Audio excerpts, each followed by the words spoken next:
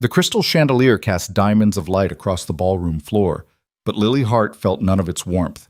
She stood frozen as Marcus Whitfield's bourbon-soaked breath hit her face, his finger jabbing toward her chest. "You don't belong here, sweetheart. Staff entrance is in the back." The crowd's laughter cut like glass. Lily's cheeks burned. Then a hand, firm, steady, wrapped around her waist. "There you are, darling." The voice was deep, commanding. Lily turned to find storm-gray eyes looking down at her with unexpected gentleness. "I've been looking everywhere for you," the stranger continued, then raised his voice to the room. "Everyone, I'd like you to meet my wife." The ballroom went silent. Before we dive into how this impossible lie changed everything, I want to hear from you. Drop a comment with your city below so I can see how far this story travels. And if you want to know whether Lily and this mysterious surgeon survived the contract that could destroy them both, hit that like button and stay until the end. The man who just claimed Lily as his wife stood a head taller than most men in the room, his tailored navy suit fitting him like armor. His jaw was sharp enough to cut, his dark hair touched with silver at the temples, and when he looked at Marcus Whitfield, the drunk millionaire actually took a step back. "Marcus," the stranger said, his tone cordial but edged with steel. "I see you've met my wife. I trust you were offering congratulations." Marcus's face went from red to purple. "You're... Jack, I didn't... Nobody said you were... married?" Jack finished smoothly. He pulled Lily closer, and she could feel the controlled power in his body, the deliberate calm of someone used to holding life and death in his hands. "We've been keeping it quiet, you understand?" Around them, the whispers started like wildfire through dry grass. Lily recognized a few faces from the society pages, the kind of people who decided which restaurants succeeded and which charities received funding, the kind of people who'd never looked at her twice when she was clearing their tables or refilling their coffee. Of course," Marcus stammered. "Congratulations." He retreated into the crowd, already pulling out his phone. The orchestra, which had fallen silent during the confrontation, resumed playing. Couples returned to the dance floor, but every eye in the room remained fixed on Jack and Lily. "Can you dance?" Jack murmured, his lips close to her ear. Lily's heart hammered. "Not like this." "Then follow my lead. And for the next 3 minutes, trust me." He guided her onto the floor before she could answer. His hand settled at the small of her back, warm through the thin fabric of her second-hand dress. A pale blue thing she'd found at Goodwill, and altered herself, nothing compared to the designer gowns swirling around them. "What's your name?" Jack asked as they began to move. "Lily. Lily Hart." Dr. Jack Callahan. His eyes searched hers. "And I'm very sorry for pulling you into this without asking, but that man was 3 seconds from getting himself knocked out, and I make it a policy not to throw punches at weddings." Despite everything, the stares, the impossible situation, the fact that she was dancing with a complete stranger who just announced her as his wife, Lily felt a laugh bubble up. "Very restrained of you." "I'm a surgeon. I need these hands." A ghost of a smile touched his lips, transforming his face from merely handsome to something that made Lily's breath catch. "What brings you to Andrew and Christina's wedding? Friend of the bride?" "Caterer," Lily admitted. "Or I was supposed to be. The company needed an extra server at the last minute." Understanding flickered in Jack's eyes. "And Marcus saw the uniform before you changed into that dress." "Something like that." Lily glanced down at her outfit, suddenly self-conscious. "I borrowed it from a friend. I didn't have anything appropriate, and they said we could stay for the reception if we wanted. So I thought, it's perfect," Jack said, and the sincerity in his voice made her look up. "You look perfect." Heat crept up Lily's neck. "You don't have to." "I don't say things I don't mean, Lily." The song ended, but Jack didn't release her. Instead, he leaned closer. "My mother is approaching at 3 o'clock, accompanied by what I'm certain is another in her endless parade of suitable matches. If you want to escape right now, I won't blame you. But if you're willing to endure about 30 more seconds of this charade, I'd be in your debt." Lily spotted the woman cutting through the crowd, silver hair in an elaborate updo, diamonds at her throat, her expression glacial as she zeroed in on her target. Behind her trailed a young woman in a crimson gown, beautiful and bored in equal measure. 30 seconds, Lily agreed. She didn't know why. Maybe because Jack's hand at her back felt like the first solid thing she'd touched in months. Maybe because the desperation hidden behind his calm exterior reminded her of her own reflection. Jackson. The older woman's voice could have frosted windows. What is the meaning of this spectacle?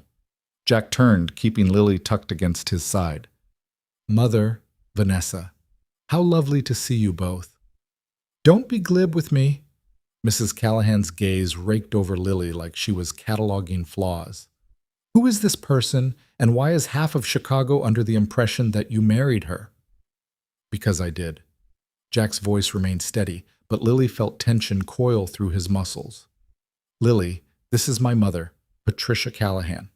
And this is Vanessa Ashford, a family friend. Mother, Vanessa. My wife, Lily. The silence that followed could have swallowed stars. Vanessa recovered first, her laugh brittle and sharp. Oh, Jack, really? This is what you've chosen? Some little— Careful, Jack interrupted softly, and something in his tone made Vanessa's mouth snap shut. I'd think very carefully about your next words. Patricia's lips thinned to a razor line. We will discuss this, privately, tomorrow. I look forward to it. Jack inclined his head with perfect, mocking courtesy. If you'll excuse us, I'd like to dance with my wife again. He swept Lily back onto the floor before either woman could respond, leaving them standing in a wake of scandalized whispers. I'm sorry, he said once they were out of earshot. That was unfair to you. Which part? The fake marriage announcement or using me as a human shield against your mother? Jack's laugh surprised them both, a real one, deep and genuine. Both. Definitely both, he sobered. Marcus Whitfield has been harassing staff at events for years. Nobody calls him out because his family owns half the commercial real estate in the city. And my mother— He paused. My mother has very specific ideas about who I should marry. None of those ideas involve my actual happiness. Why not just tell her to back off? I have, repeatedly. She doesn't hear no. Jack's jaw tightened. My ex-wife and I divorced 3 years ago. Since then, my mother has made it her personal mission to remarry me to someone appropriate. Someone from the right family, the right background. Someone who will look perfect in the society pages and never ask where I am when I work 18-hour shifts at the hospital. Lily understood that kind of pressure, though from a different angle. Her own mother had spent years pushing her to find a good man who could provide stability, right up until the cancer diagnosis turned everything to ash. So tonight, she said slowly, when you saw Marcus cornering me, I saw an opportunity to solve 2 problems at once, protect you from an asshole and get my mother off my back. Jack met her eyes. I know how it sounds. I used you, and I'm sorry. The song ended. Around them, couples separated, heading for champagne and canapes. Jack released Lily, stepping back to give her space. Thank you, he said quietly, for not slapping me and walking out. You would have been justified. Lily should leave. She should collect her server's fee, go home to her cramped studio apartment, and forget this entire surreal evening. Instead, she heard herself ask, what happens now? Now? Jack glanced around the ballroom, where clusters of guests were definitely talking about them. Now the story spreads. By tomorrow morning, every society columnist in Chicago will be speculating about Dr. Callahan's mysterious new wife. By tomorrow afternoon, my mother will have hired 3 private investigators. He ran a hand through his hair, disrupting its perfect styling. And by tomorrow evening, this whole house of cards collapses when everyone realizes it was a lie. Will that be a problem for you? Professionally? No. Socially? He shrugged. I'll be the subject of gossip for a few weeks. My mother will be insufferable, but I've weathered worse. He didn't ask if it would be a problem for Lily. He didn't have to. They both knew she'd slip back into invisibility the moment she walked out of this ballroom, one more working-class girl who'd briefly brushed against a world that would never truly see her. I should go, Lily said, before this gets more complicated. Jack nodded. Let me at least get you a car. It's the least I can do. I can take the train. Lily. He said her name like it mattered. Please, let me do this one thing right tonight. She was about to argue when a commotion erupted near the entrance. Raised voices, the crowd parting. A little girl in a flower girl dress burst through, her face tear-streaked and panicked. "Daddy!" She ran straight for Jack, who crouched down to catch her. "Daddy, I can't find Emma." "Slow down, sweetheart." Jack's entire demeanor transformed, the cool control melting into warmth and concern. "What happened to Emma?" "She was with me, and then she wasn't, and Nana said I had to stay with her, but Emma's lost, Daddy. We have to find her." A nanny appeared, flustered and apologetic. "Dr. Callahan, I'm so sorry." Sophie slipped away while I was helping the bride with It's fine, Marie." Jack lifted Sophie into his arms. "Emma is her stuffed rabbit," Sophie supplied, hiccuping through tears. "I dropped her somewhere and now she's gone and she's scared without me." Lily watched Jack comfort his daughter, his hand rubbing soothing circles on her back, his voice low and reassuring. This wasn't the same man who'd faced down his mother with ice in his veins. This was someone completely different, someone soft and utterly devoted. "We'll find her," Jack promised. "Where did you have her last?" "The garden. We were looking at the flowers and then Nana called and I had to run and..." Fresh tears spilled over. "Hey!" Jack wiped her cheeks with his thumb. "Remember what I told you about emergencies?"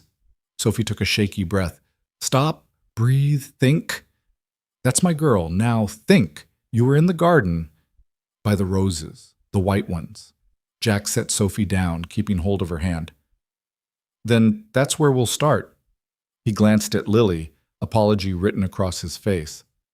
"I'm sorry, I need to..." "Go," Lily said. "Find Emma." But Sophie was already tugging her father toward the terrace doors, and something made Lily follow. Maybe it was the look of pure love on Jack's face when he held his daughter. Maybe it was her own memory of losing a beloved stuffed bear at age 7 and crying for days. Maybe it was just that she wasn't ready for this strange, impossible night to end. The garden was extensive, lit by strings of fairy lights and strategically placed lanterns. Sophie led them down winding paths between rose bushes and hydrangeas, her small hand gripping Jack's. "There!" She pointed to a stone bench near a fountain. "That's where we were sitting!" But there was no stuffed rabbit on the bench, or under it, or anywhere in the immediate vicinity. Sophie's face crumpled. "She's really gone." "Not necessarily," Lily said, crouching down to Sophie's level. "What if Emma went on an adventure? Rabbits are curious, right?" Sophie regarded her with solemn, red-rimmed eyes. "Who are you?" "I'm Lily." She offered a hand, which Sophie shook with grave formality.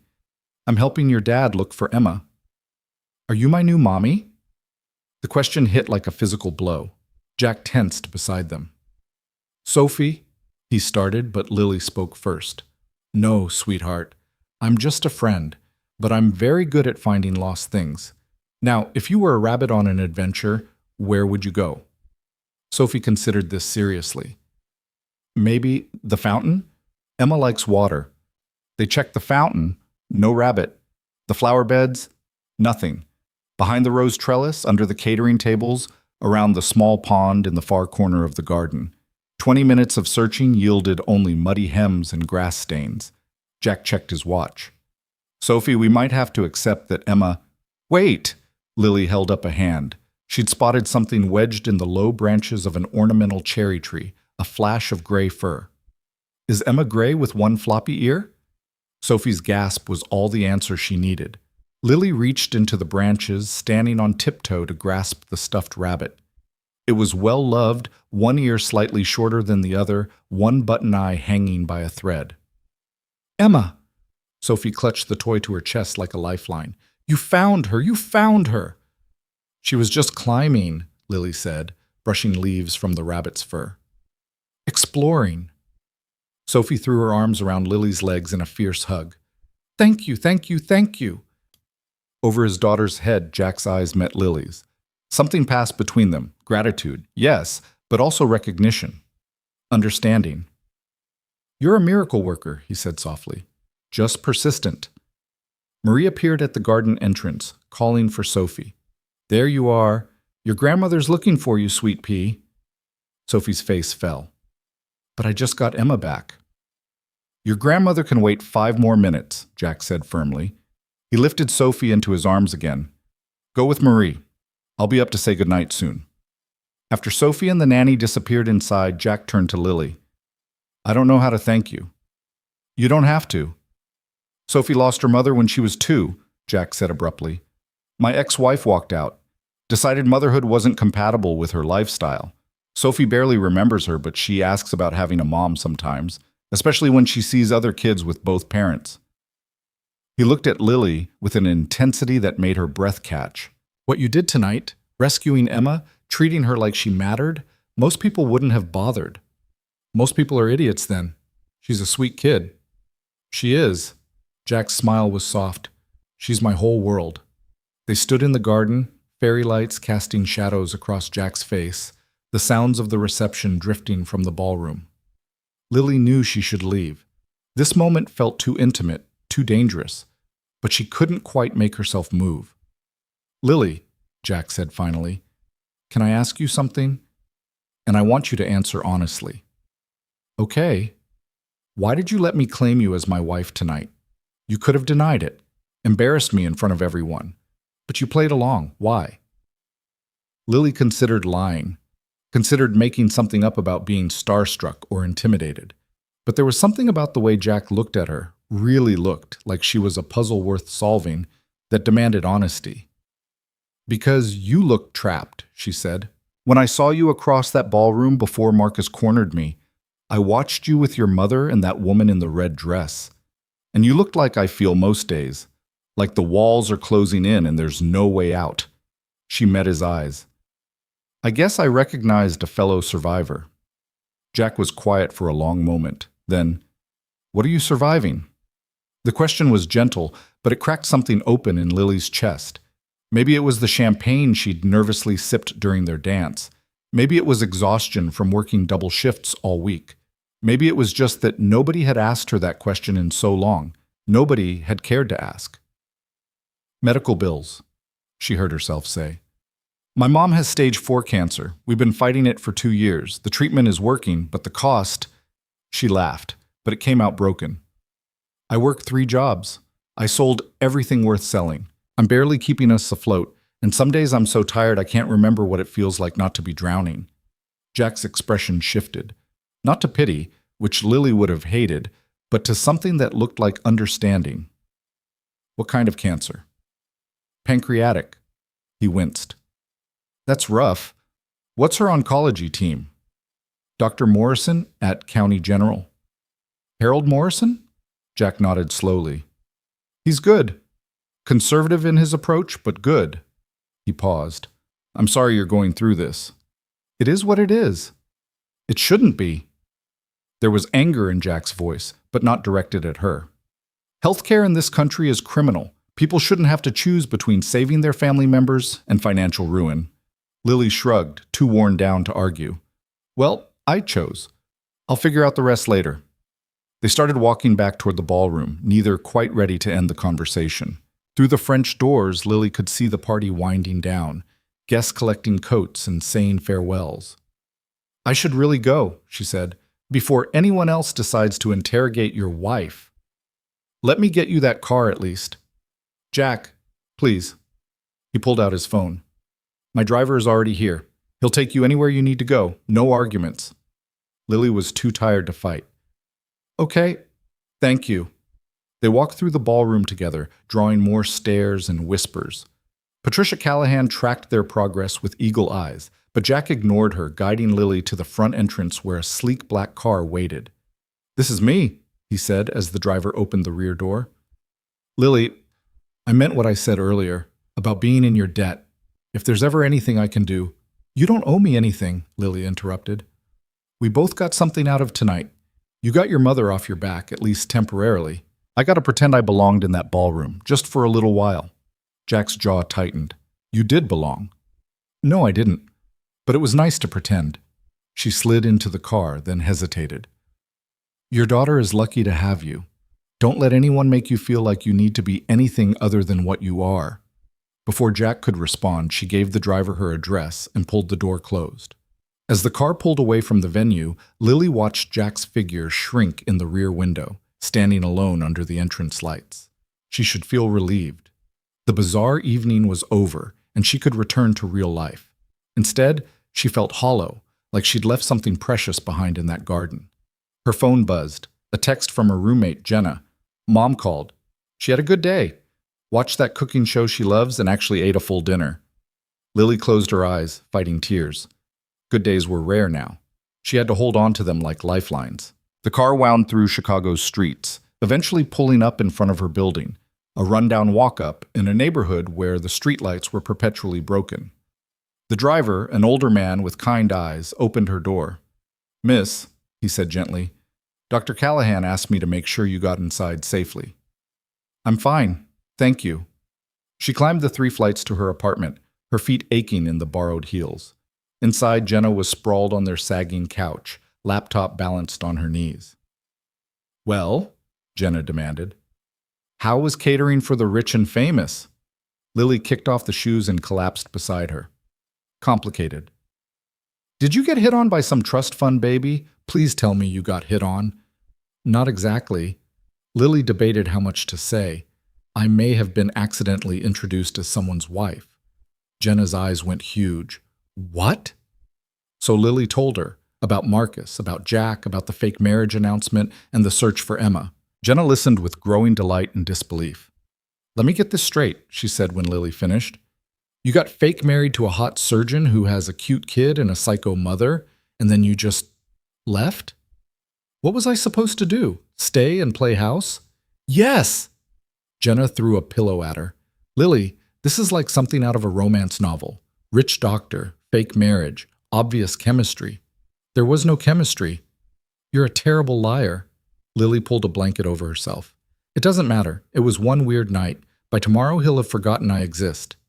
But she couldn't quite convince herself. Jack's gray eyes haunted her as she tried to sleep, along with the memory of his hand at her back, steady and sure. The way he'd looked at his daughter with such uncomplicated love. The anger in his voice when he'd talked about the healthcare system. She told herself it meant nothing. People like Jack Callahan didn't stay in orbit with people like her. Their paths had crossed for one surreal evening, and now they'd diverge again, returning to their separate worlds. She almost believed it. The diner where Lily worked the breakfast shift was a study in faded glory. Red vinyl booths patched with duct tape, a counter that had seen better decades, coffee that was more caffeine than flavor. But it was close to County General Hospital, which meant steady business from nurses and residents looking for cheap food and strong drinks after long shifts. Lily tied on her apron at 5:30 a.m., her body protesting every movement. She'd gotten maybe 3 hours of sleep, her mind refusing to stop replaying the wedding. You look like death, observed Marco, the line cook, as she poured herself coffee. Hot date last night? Something like that. The morning rush was brutal, orders backing up, customers impatient, the espresso machine choosing today to act up. Lily moved through it on autopilot, smiling and refilling coffee and pretending her feet didn't feel like they were on fire. She was clearing a booth around 11 when the bell over the door chimed. She glanced up automatically and nearly dropped the tray. Jack Callahan stood in the doorway, looking wildly out of place in his tailored suit and Italian shoes. His eyes found her immediately, and something in his expression made Lily's heart stutter. Table for one? She asked, proud that her voice stayed steady. Actually, Jack said, I was hoping we could talk. Do you have a break coming up? Every customer in the diner was watching. Marco had stopped mid-flip. Even the regulars who usually ignored everything except their hash browns were paying attention. I get 15 minutes at 11:30, Lily said carefully. Perfect. I'll wait. He slid into an empty booth, and Lily realized she'd have to serve him. She grabbed a menu and a water glass, hyper-aware of her stained uniform and tangled hair. Coffee? She asked. Please, black. She poured, her hands not quite steady. The special today is meatloaf. I don't recommend it. Jack's lips twitched. What do you recommend? The pancakes. Marco makes them from scratch. Then I'll have the pancakes. Lily scribbled the order and fled to the kitchen. Marco gave her a knowing look. Who's the suit? Nobody. Nobody is looking at you like you hung the moon, mija. Just cook the pancakes, Marco. The next 20 minutes crawled by. Lily served tables, refilled the sugar dispensers, wiped down counters, anything to avoid looking at Jack. But she felt his gaze following her around the diner, patient and unwavering. When 11:30 finally arrived, she untied her apron and slid into the booth across from him. "You found me," she said. "You told my driver your address last night. I looked up the area, saw this diner, took a chance." Jack pushed his plate aside. He'd eaten maybe half the pancakes. "I needed to see you." "Why?" "Because I can't stop thinking about what you said. About drowning." Jack leaned forward. "Lily, I spent all night running numbers, making calls, pulling in favors. I have a proposal for you. Hear me out before you say no." Lily's stomach dropped. "Jack, I need a wife," he said bluntly. "Not a real one. A contracted one. Someone to appear with me at events, maintain the fiction we started at the wedding. In return, I will pay off every cent of your mother's medical debt. I'll also transfer her care to Memorial, my hospital, where she'll have access to the best oncology team in the state. All treatment, all medication, everything covered. Completely." The diner noise faded to white static. Lily stared at him, certain she'd misheard. That's insane." "It's practical," Jack corrected. "My mother won't stop until I'm remarried to someone she approves of. The fake marriage story bought me time, but only if I can sustain it. I need someone who can play the part convincingly. Someone smart enough to navigate my world without getting eaten alive. Someone who won't develop actual expectations about our arrangement." He met her eyes.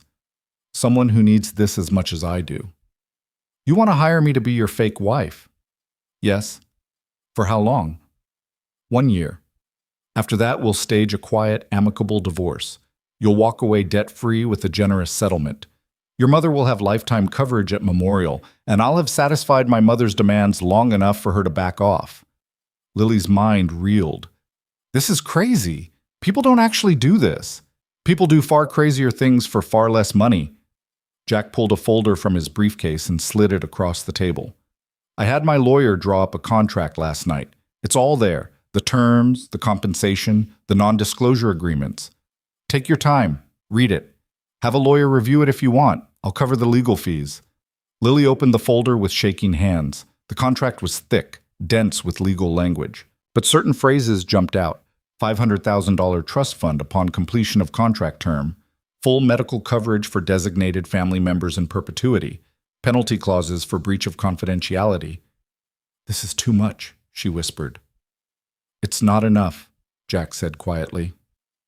"I'm asking you to give up a year of your life, to lie to everyone you know, to live in my home, attend my events, pretend to love me in front of crowds. That's worth far more than money." Lily looked up at him. "Why me? You could hire an actress, someone trained for this." "Because I trust you." Jack's gaze was steady. "Last night you could have sold the story to a dozen tabloids. Dr. Callahan's wedding hoax. You could have embarrassed me, blackmailed me, turned it into a circus. But you didn't. You just went home.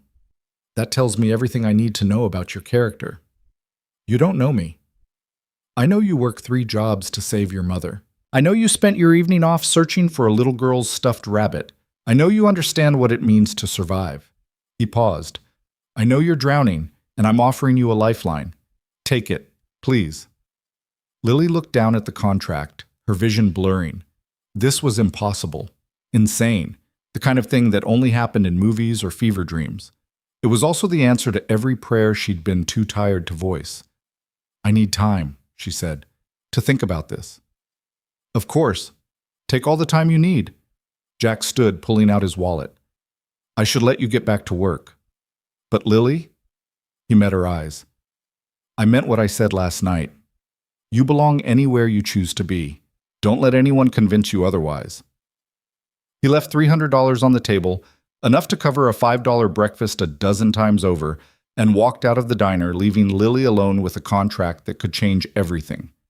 She made it through the rest of her shift in a daze. At home that evening, she spread the contract across the kitchen table while Jenna read over her shoulder. "Holy shit," Jenna breathed. "Lily, this is real. This is actually real." "I know." "You're going to do it, right? You have to do it." I don't know. Lily traced the signature line with her finger. What if I can't pull it off? What if his world eats me alive like he said? Then you'll adapt. You always do. Jenna grabbed her shoulders. Lily, listen to me. Your mom has maybe 6 months left if things keep going the way they are. County General is doing their best, but they're overcrowded and underfunded. If this doctor can get her into Memorial with real specialists and real resources. She didn't finish. She didn't have to. Lily thought about her mother, once vibrant and strong, now fragile as paper. Thought about watching her fade a little more each day. Thought about the crushing weight of bills that never stopped coming. Thought about Jack's gray eyes and the way he'd looked at his daughter with such fierce love. There's a clause, she said, flipping to page 17. If either party develops romantic feelings, they must confess immediately. Upon confession, the contract terminates. All ongoing benefits cease. Jenna frowned. That's harsh. That's the point. Lily read the clause again, dread pooling in her stomach. This whole thing depends on both of us staying emotionally detached. The second it becomes real, she traced the words. We both lose everything. So don't fall in love with him, Jenna said simply. How hard can that be? Lily looked at the contract, at the promise of salvation written in dense legal prose.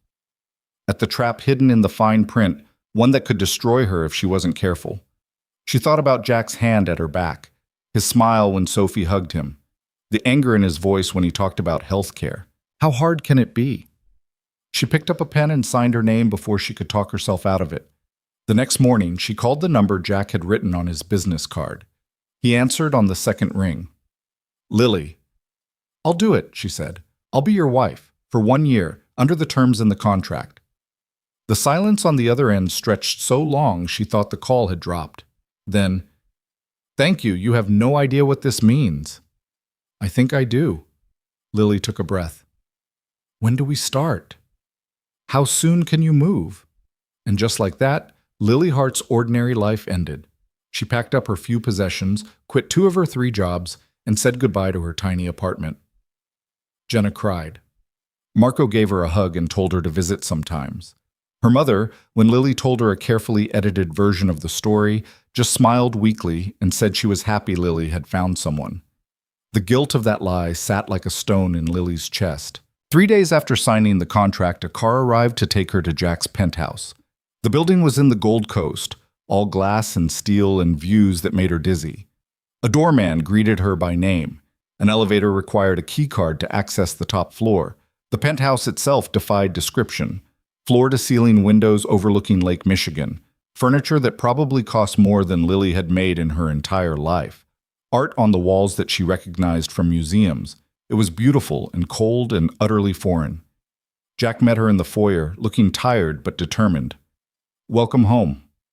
This isn't home, Lily said automatically. It's a stage set. Something flickered in his eyes. Approval, maybe? Fair enough. Let me show you to your room. He led her down a hallway to a bedroom suite that was bigger than her entire old apartment. King bed, sitting area, ensuite bathroom with a tub large enough to swim in. This is yours, Jack said. I'm on the other side of the penthouse. Sophie's room is between us, along with Marie's quarters. We'll maintain separate spaces. Professional boundaries. Right. Lily set down her suitcase, feeling lost. Professional. There are rules we need to establish, Jack continued. He pulled out his phone, consulting notes. In public, we're affectionate, comfortable with touch, convincingly in love. In private, we maintain distance. What happens in this penthouse stays private. No crossing lines. Got it. We'll need to coordinate schedules. I have a fundraiser next week. You'll need an appropriate dress. I've arranged for a stylist to come by tomorrow. You'll also need to meet with my publicist to align our story about how we met. The list went on.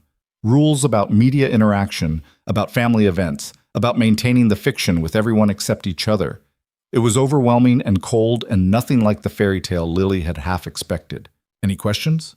Jack asked when he'd finished. Just one. Lily met his eyes.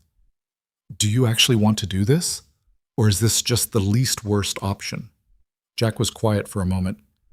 I want my daughter to grow up without my mother's manipulation. I want to practice medicine without the constant pressure to remarry someone suitable. I want 1 year of peace before figuring out the rest of my life." He paused. "And yes, I want to help you save your mother. So yes, Lily, I want this. The question is, do you?" Lily thought about her mother, now scheduled for transfer to Memorial next week, about the medical bills marked paid in full, about Sophie's shy smile when they'd met in the garden, about the trap hidden in the contract waiting to spring. "Yes," she said. "I want this too." Jack nodded. "Then we have a deal. Welcome to your new life, Mrs. Callahan." He left her alone in the beautiful, sterile room. Lily sat on the edge of the massive bed and tried to remember how to breathe. Outside the window, Chicago sprawled in endless lights. Somewhere out there was her old life, small and cramped and hers. And here, in this glass tower, was her new one, purchased with lies and bound by a contract that could explode in her face if she wasn't careful. She pulled out her phone and texted Jenna. "I'm in. God help me." The response came immediately. "You've got this. And if the hot doctor falls for you, that's his problem, not yours." Lily wanted to laugh or cry. She wasn't sure which. She unpacked her few belongings. They looked ridiculous in the massive closet, her secondhand clothes dwarfed by empty space. Tomorrow, the stylist would fill those shelves with designer labels. Tomorrow, she'd start learning how to be someone else. Tonight, she was still just Lily Hart, drowning woman who'd grabbed the lifeline a stranger offered. Tomorrow, she'd become Mrs. Callahan, and she'd have to pray that somewhere between the lie and the truth, she didn't lose herself completely. The morning sun carved sharp lines across the penthouse floor. When Lily woke, disoriented by the unfamiliar softness of Egyptian cotton sheets and the absence of traffic noise. For a moment, she forgot where she was. Then reality crashed back. The contract, the penthouse, the year of pretending that stretched ahead like an unmarked road. She found Jack in the kitchen, already dressed in scrubs, pouring coffee with the efficient movements of someone running on autopilot.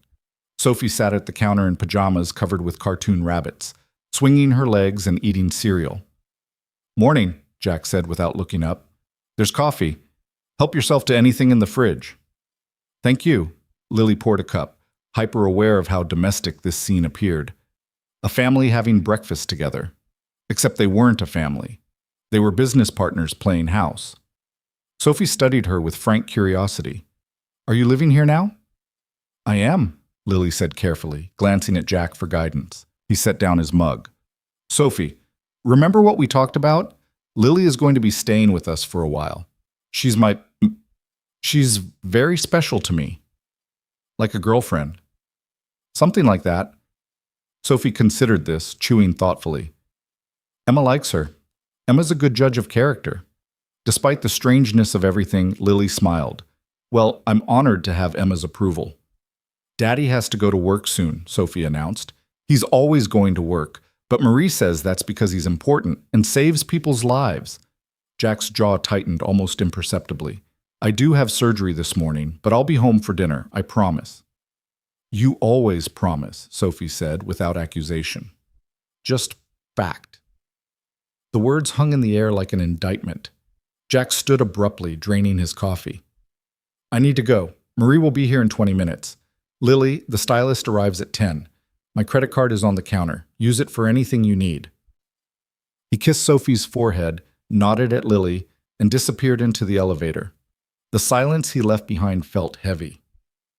"Does your daddy break promises a lot?" Lily asked gently. Sophie shrugged, scraping the bottom of her cereal bowl. "He tries, but people get sick and he has to fix them. Nana says that's what happens when you marry your work instead of a person." She looked up. "What does that mean?" Lily's heart squeezed. "It means your dad works very hard because he cares about helping people. Sometimes that's hard on the people who love him." "Do you love him?" The question was so direct, so innocent, that Lily nearly choked on her coffee. We're still getting to know each other." "But you married him at the wedding. Everyone's talking about it." "Right." The story had spread exactly as Jack predicted. Lily chose her words carefully. Sometimes grown-ups do things quickly when they feel a connection. Your dad and I are figuring things out as we go. Sophie accepted this with the easy adaptability of children. Okay, want to see my room? I have a dollhouse that's taller than me. The dollhouse was indeed impressive, a 4-story Victorian complete with miniature furniture and tiny inhabitants. Sophie narrated elaborate stories about the doll family's adventures while Lily listened, struck by the loneliness embedded in the tales. The father doll was always at work. The mother doll was conspicuously absent. The little girl doll had tea parties alone.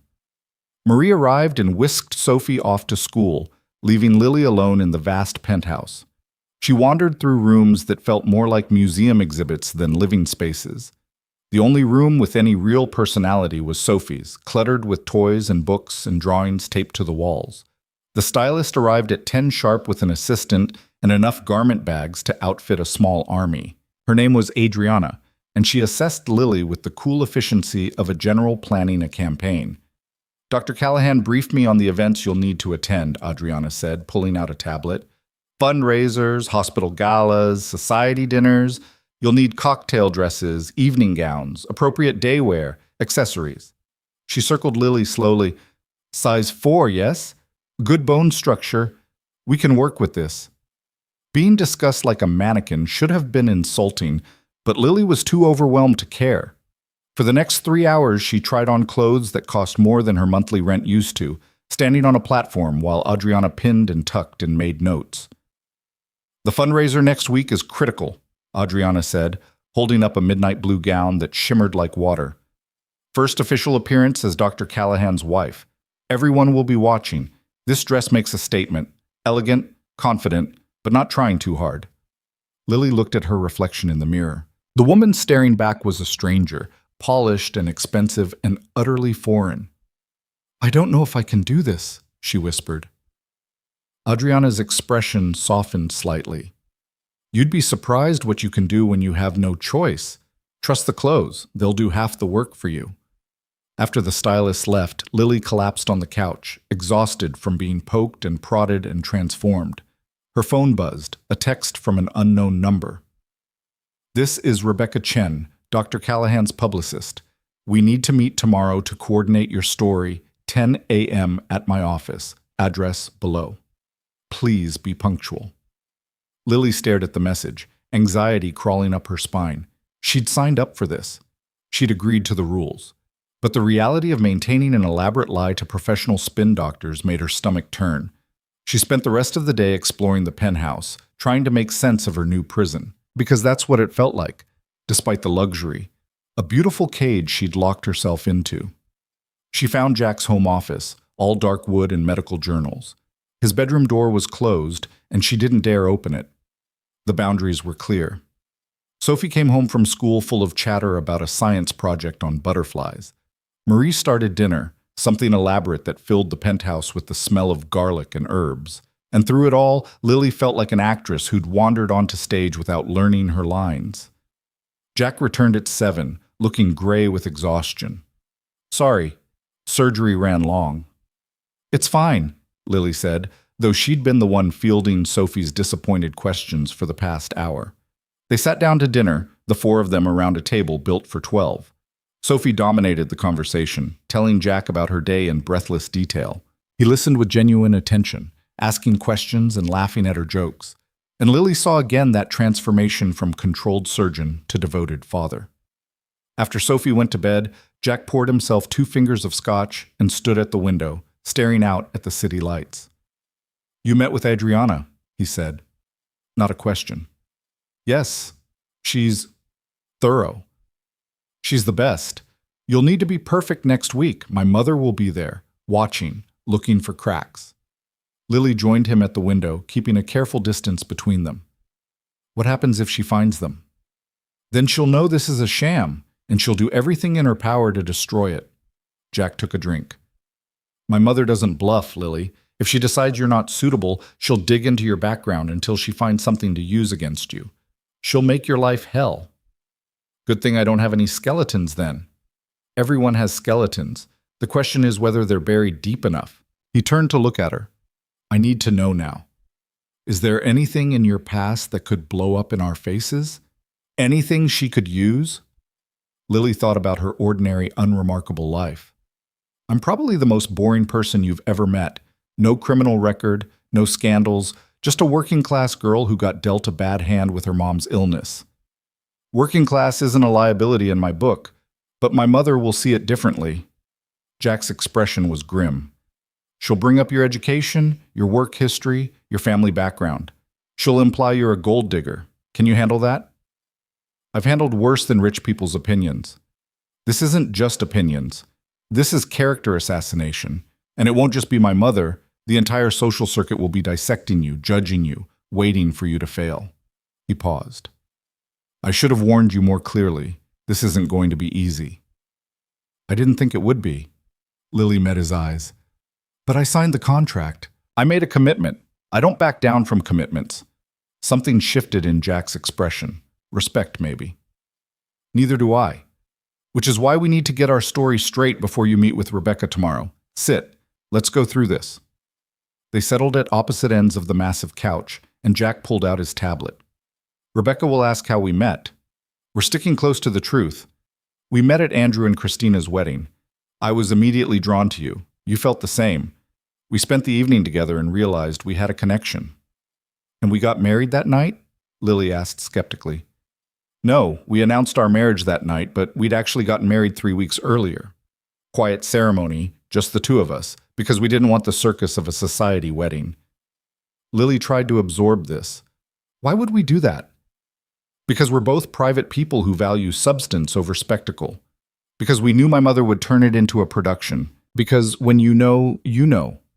Jack's voice was flat, reciting facts. The story needs to be romantic enough to be believable, but simple enough to remember under questioning. Okay, and the 3 weeks before the wedding?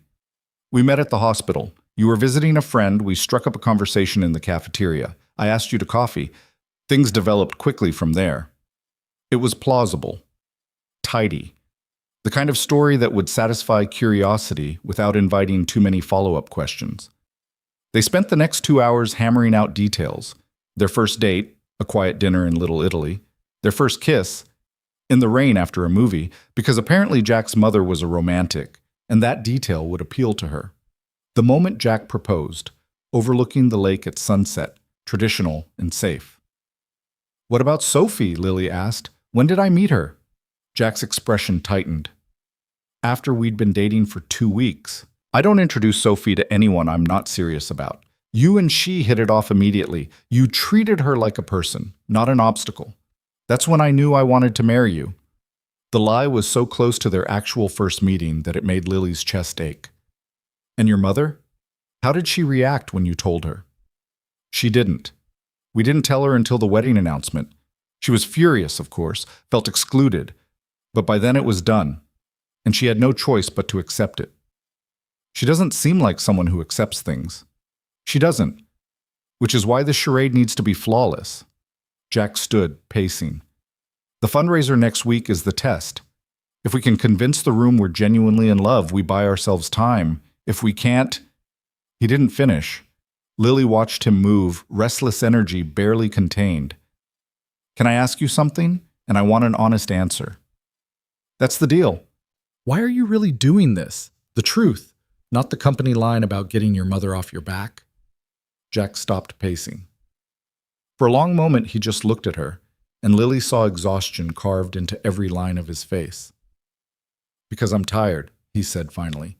I'm tired of fighting, tired of the constant pressure to be someone I'm not, tired of my mother's manipulation and society's expectations and everyone telling me what my life should look like.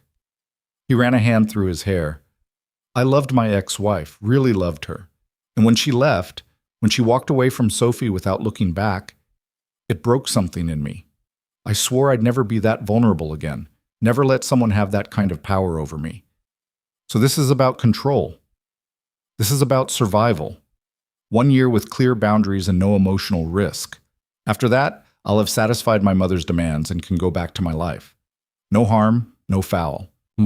Lily heard what he wasn't saying, that love was a wound he wasn't willing to risk reopening, that he'd rather manufacture a counterfeit marriage than gamble on a real one. "What about Sophie?" she asked. "What happens when we divorce? Won't that hurt her?" Jack's face went carefully blank. "We'll handle it gently, make sure she understands it's not her fault. She's young enough that she'll adapt." "She's already adapted to one mother leaving. You want her to lose another?" "You're not her mother," Jack said sharply. "You're a temporary arrangement. As long as we both remember that, nobody gets hurt." The words stung more than they should have. Lily stood. "Right, temporary. I'll keep that in mind." She retreated to her room before Jack could respond, closing the door and leaning against it. The beautiful prison felt smaller suddenly, the walls pressing in. Her phone rang. Jenna. "How's married life?" her friend asked cheerfully. "Complicated." "Details. Now." Lily gave her the sanitized version. The penthouse, the clothes, the upcoming gauntlet of public appearances. She left out the part about Jack's walls and the loneliness embedded in every corner of this place. "Sounds like you're living the dream," Jenna said. "Yeah," Lily agreed hollowly. "The dream."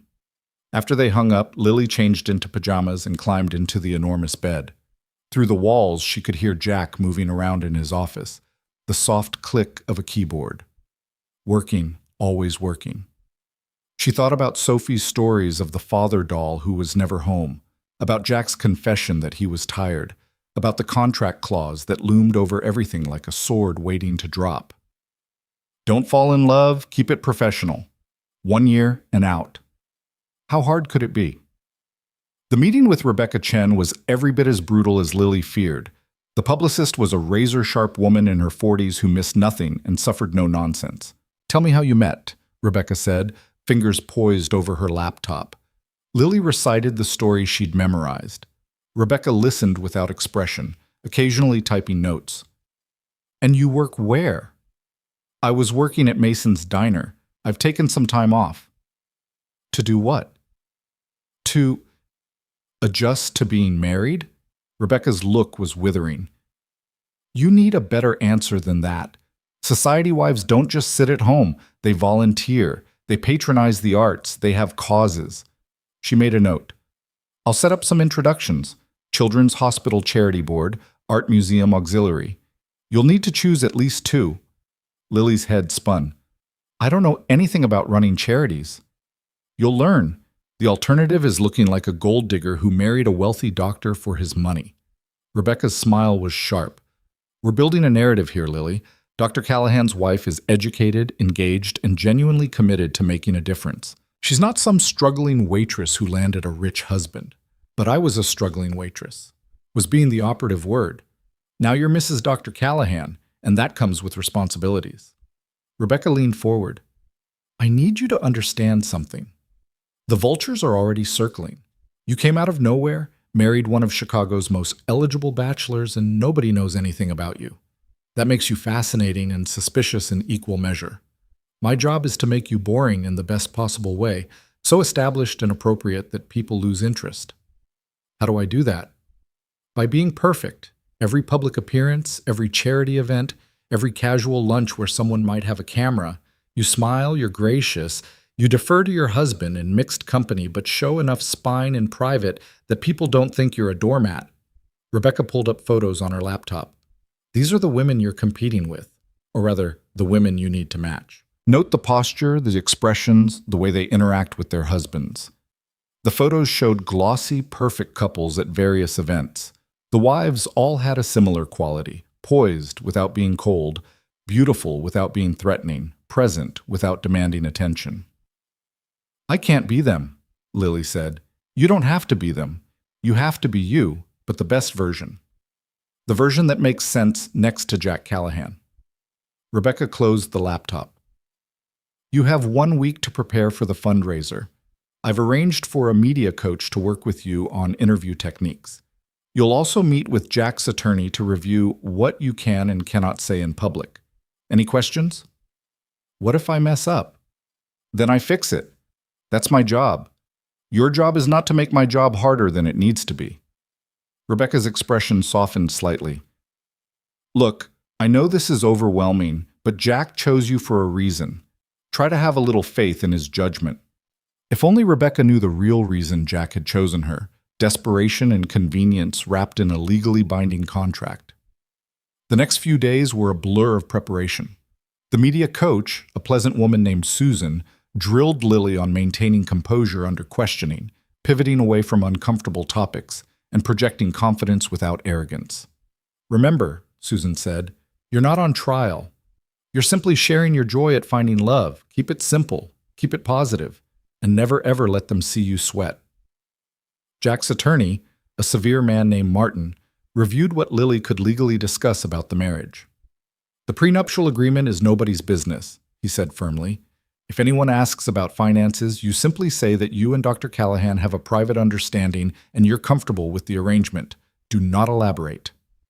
"What prenup?" Lily asked, confused. Martin blinked. "The one you signed when—" He stopped, consulting his files.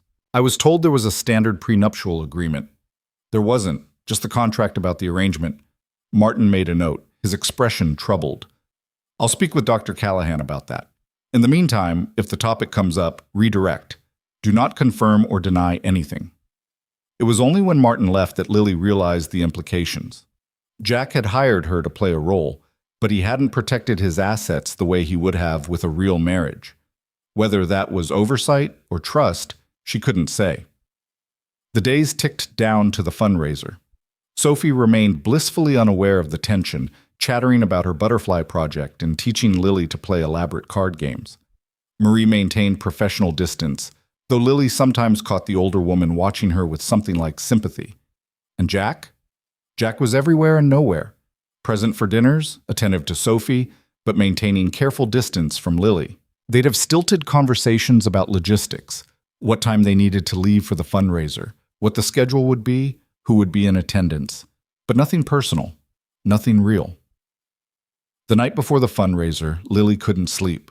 She found herself wandering the penthouse at 2 a.m., ending up in the darkened living room with its wall of windows overlooking the city. "Can't sleep either?" She jumped. Jack stood in the doorway, barefoot in pajama pants and a t-shirt, the most casual she'd ever seen him. "Too nervous," Lily admitted. He crossed to the bar, pouring 2 glasses of water. "Here, hydration helps." They stood at the window together, the city sprawled below them like a circuit board. "I wanted to thank you," Jack said quietly, "for how you've been with Sophie. She's already attached to you." "She's easy to love." "That's what worries me." Jack's jaw tightened. "I need you to maintain distance, Lily. Don't let her get too attached. This ends in a year, and I don't want her devastated when you leave." "You mean like you were when her mother left?" Jack flinched. "That's different." "How? You're engineering the exact same abandonment, just slower." "I'm protecting her.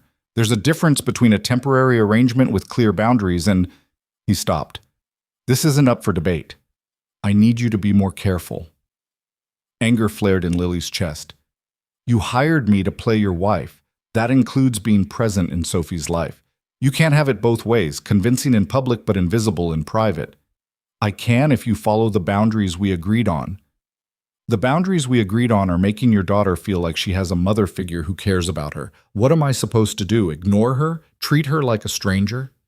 "Yes," Jack said flatly. "If that's what it takes to protect her heart." Lily stared at him, seeing clearly for the first time the damage his ex-wife had done. He wasn't just protecting Sophie. He was protecting himself. "You're scared," she said softly. "I'm realistic.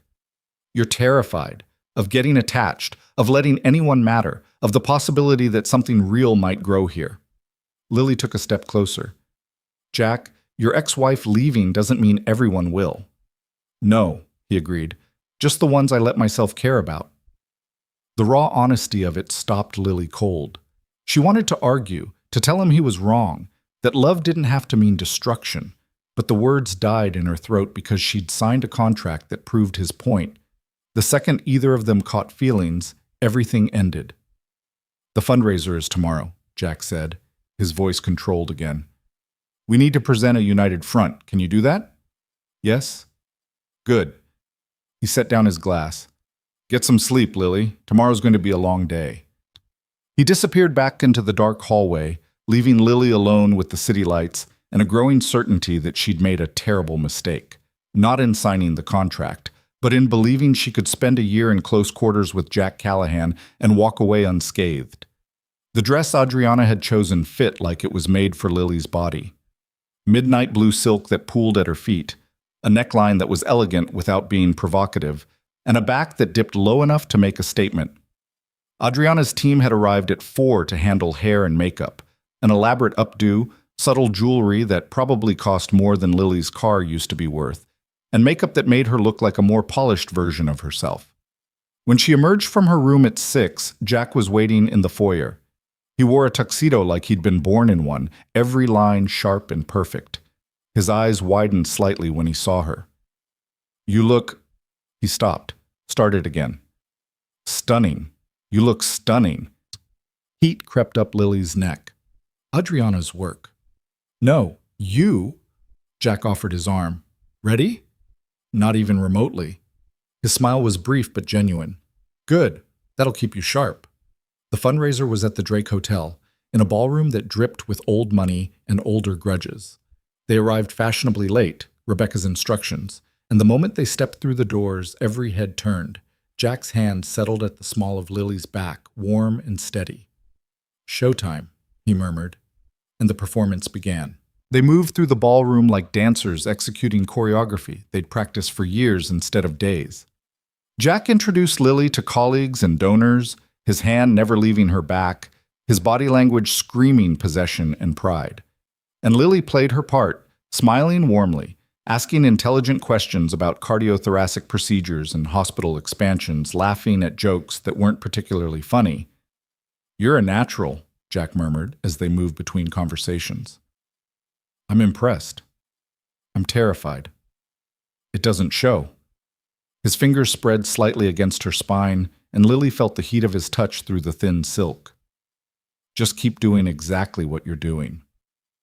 Patricia Callahan descended on them like a perfectly coiffed vulture 20 minutes into the event. She wore burgundy Chanel and diamonds that could fund a small country, her smile sharp enough to draw blood. "Jackson, and your lovely bride." The way she said bride made it sound like an accusation. "How domestic you two look." "Mother," Jack's voice was cordial ice. "You look well." "I look furious, but I'm hiding it beautifully." Patricia turned to Lily, her gaze raking over every detail. "That's a stunning dress, dear. Adriana's choice?" "It is," Lily said evenly. "She has impeccable taste."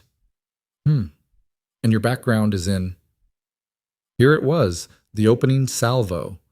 Lily felt Jack tense beside her, but she kept her smile in place. "I worked in hospitality while putting myself through school. Nothing glamorous, but it taught me to read people. You'd be surprised how similar a rush at a diner is to managing a crowd at a charity event." Patricia's eyebrows rose fractionally. "How enterprising. And which school did you attend?" "I took classes at City College, couldn't commit to a full degree while working, but I value education too much to skip it entirely." It was a careful dance, acknowledging her working-class roots without apologizing for them, showing ambition without pretension. Rebecca's coaching rang in her ears, never defensive, always gracious. "City College," Patricia repeated, "how accessible." She turned to Jack. "Darling, I need to borrow you for a moment. Board business. Whatever you need to say can be said in front of my wife." The word wife landed like a gauntlet. Patricia's smile tightened. "Very well. The board is concerned about the optics of your recent marriage. Several members have expressed reservations about how quickly this all happened. They're worried it reflects poorly on your judgment." "My judgment," Jack said, his voice dangerously soft, "saved 3 lives in surgery this week. My personal life is irrelevant to my professional capabilities." "Your personal life affects hospital fundraising. And when major donors start asking questions about your new wife's suitability, then you tell them," Jack interrupted, "that I married an intelligent, compassionate woman who makes me happy. And if that's not suitable enough for them, they can take their money elsewhere." The nearby conversations had gone quiet. People were pretending not to listen while hanging on every word. Patricia's face went rigid. We'll discuss this later. Privately. She swept away, her exit drawing eyes. Lily released a breath she didn't know she'd been holding. I'm sorry, I should have. You were perfect, Jack said firmly. Don't apologize for her being impossible. He snagged 2 champagne flutes from a passing waiter and handed her one. You handled that better than I expected. Rebecca drilled me pretty hard on deflection techniques. It shows. Jack's eyes held something that looked almost like admiration. Most people crumble under my mother's interrogation. You just smiled and parried. Years of handling difficult customers. Your mother's just a better-dressed version of the guy who screams about his eggs being undercooked. Jack's laugh was sudden and genuine, drawing more stares. I've never heard her compared to a breakfast tyrant before.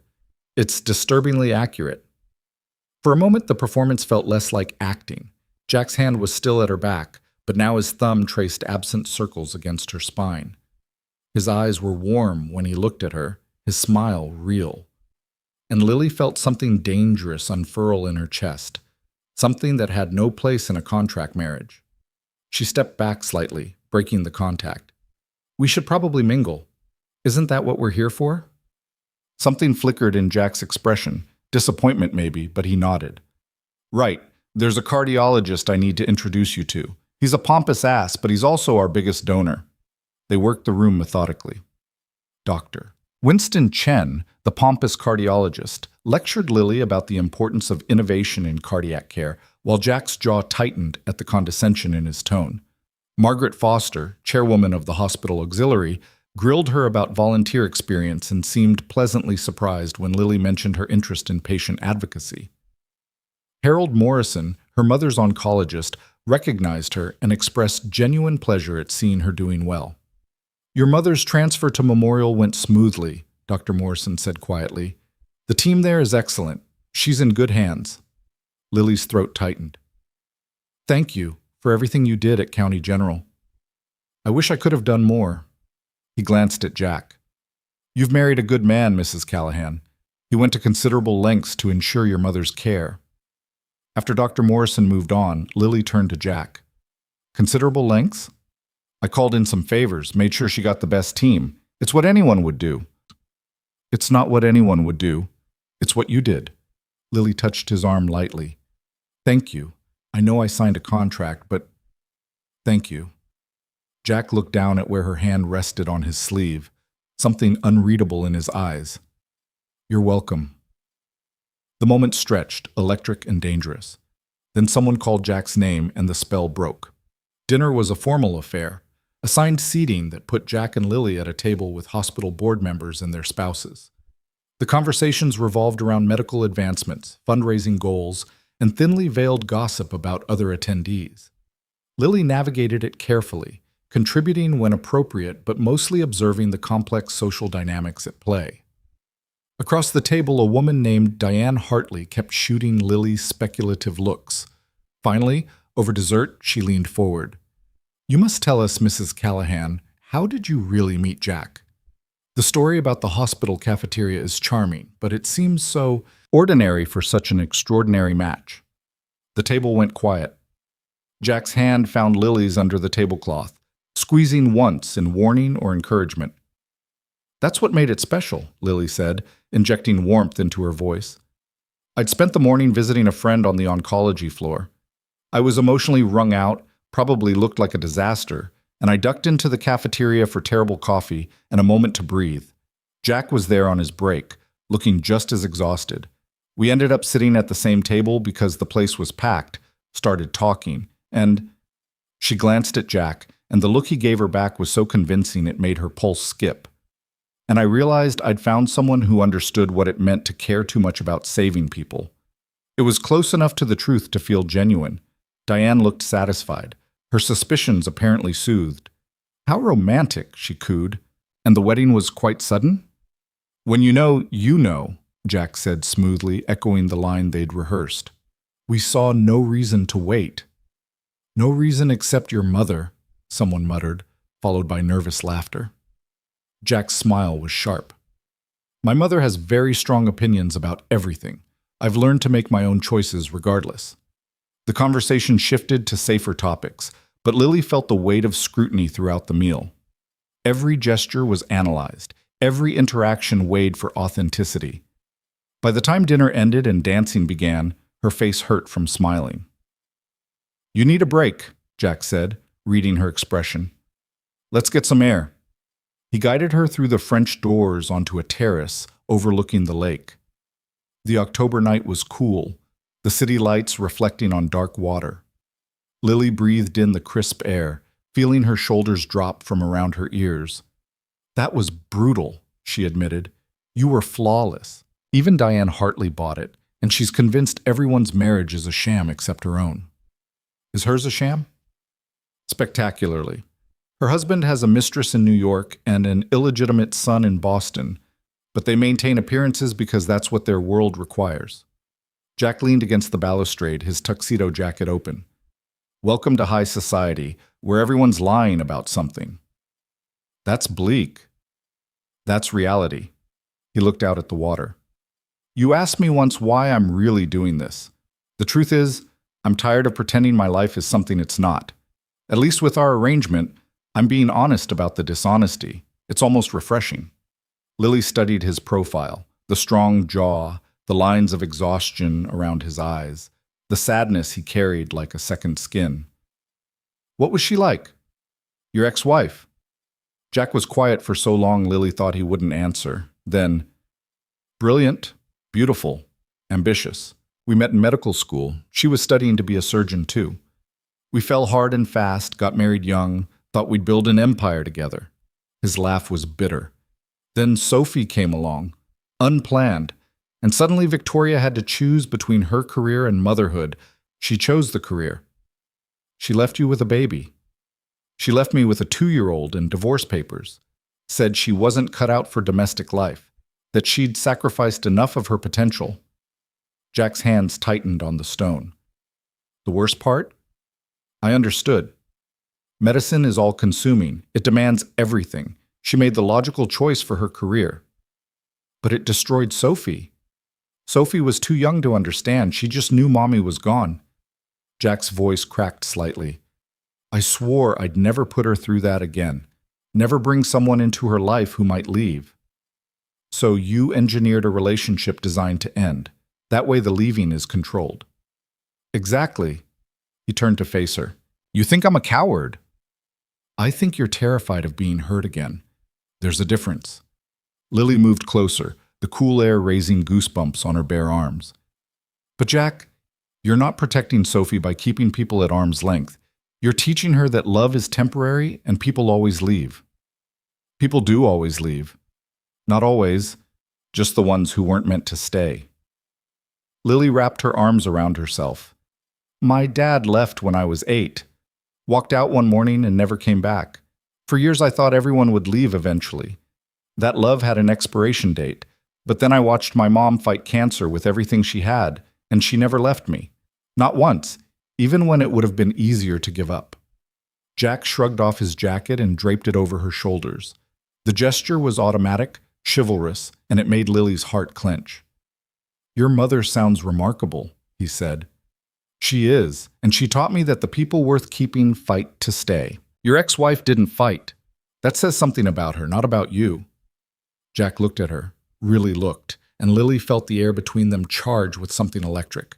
He took a step closer, close enough that she could feel the heat radiating from his body. "You're dangerous," he said softly. "How?" "You make me want to believe things I know aren't true." "Like what?" "Like maybe this doesn't have to be just a contract." Lily's breath caught. They were standing too close, the space between them crackling with possibility. Jack's hand came up to her face, his thumb tracing her cheekbone. "We can't," she whispered. "I know." But neither of them moved. The city hummed around them, and inside the ballroom, music played and people danced, and the performance continued. Out here, on this terrace with no witnesses, it would be so easy to cross the line, to let this moment become something real. Jack leaned in, his forehead nearly touching hers. "Lily." The terrace door opened. "There you are!" Rebecca's voice cut through the moment like a blade. Jack, Senator Morrison wants to speak with you about the pediatric wing expansion. And Lily, several board wives are asking for you. Time to work the room. Jack stepped back so fast, Lily nearly stumbled. Of course, we'll be right in. Rebecca's sharp eyes missed nothing, but her expression remained professionally neutral. 5 minutes. Then I need you both visible and engaged. After she left, Jack and Lily stood in uncomfortable silence. That was close, Jack said finally. Too close. We need to be more careful. If Rebecca noticed, I know. Lily handed back his jacket, suddenly cold. The contract, the rules. I remember. Jack took the jacket, his fingers briefly touching hers. I'm sorry. I shouldn't have. Neither of us should have. Let's just forget it happened. But as they walked back into the ballroom, Lily knew forgetting was impossible. That almost kiss would haunt her, a glimpse of what could never be. The rest of the evening passed in a blur of forced smiles and careful distance. Jack was the perfect attentive husband in public, his hand at her elbow, leaning in to whisper comments that made her laugh, looking at her with warmth that seemed genuine. But Lily could feel the wall between them now, rebuilt and reinforced. They left at midnight, the car ride home thick with silence. Sophie was asleep when they returned, Marie having retired to her quarters. The penthouse felt cavernous and empty. You did well tonight, Jack said as they stood in the foyer. Better than well? You were perfect. So were you. I had an easier role. I just had to play myself with better manners. He loosened his bow tie. Get some rest. We have brunch with my mother tomorrow. That sounds like torture. It will be. But we survived tonight. We can survive brunch. He started toward his wing of the penthouse, then stopped. Lily? What you said on the terrace about people worth keeping. Thank you for saying that. I meant it. I know. That's what makes it dangerous. He disappeared down the hallway, leaving Lily alone in the vast living room. She kicked off her heels and padded to the window, looking out at Chicago sprawled below like a constellation. Her phone buzzed with a text from Jenna. How'd it go? Lily stared at the message, unsure how to answer. How could she explain that the evening had been a perfect success and a complete disaster, that she'd played her role flawlessly while simultaneously realizing she was in serious danger of breaking the one rule that mattered? Fine. Exhausting, but fine. That's it? No juicy details, just a lot of rich people and fake smiles. I'll call you tomorrow. She couldn't talk to Jenna, not yet. Not when she was still feeling Jack's almost touch on her face, still hearing the raw honesty in his voice when he'd called her dangerous. Sleep was impossible. Lily changed into pajamas and tried to read, but the words swam on the page. Finally, around 2 a.m., she gave up and wandered to the kitchen for water. The light was already on. Jack stood at the counter in sweatpants and a t-shirt, a medical journal open in front of him. Can't sleep either? He asked without looking up. Too wired. Same. He pushed the journal aside. Want some tea? I was about to make some. It was such a domestic gesture, so at odds with the tension between them, that Lily almost laughed. Sure. They moved around the kitchen in careful choreography, Jack boiling water while Lily found mugs and tea bags. The silence was less uncomfortable now, settling into something almost companionable. I need to tell you something, Jack said as he poured the tea. About Sophie's birthday. It's in 2 weeks. Okay.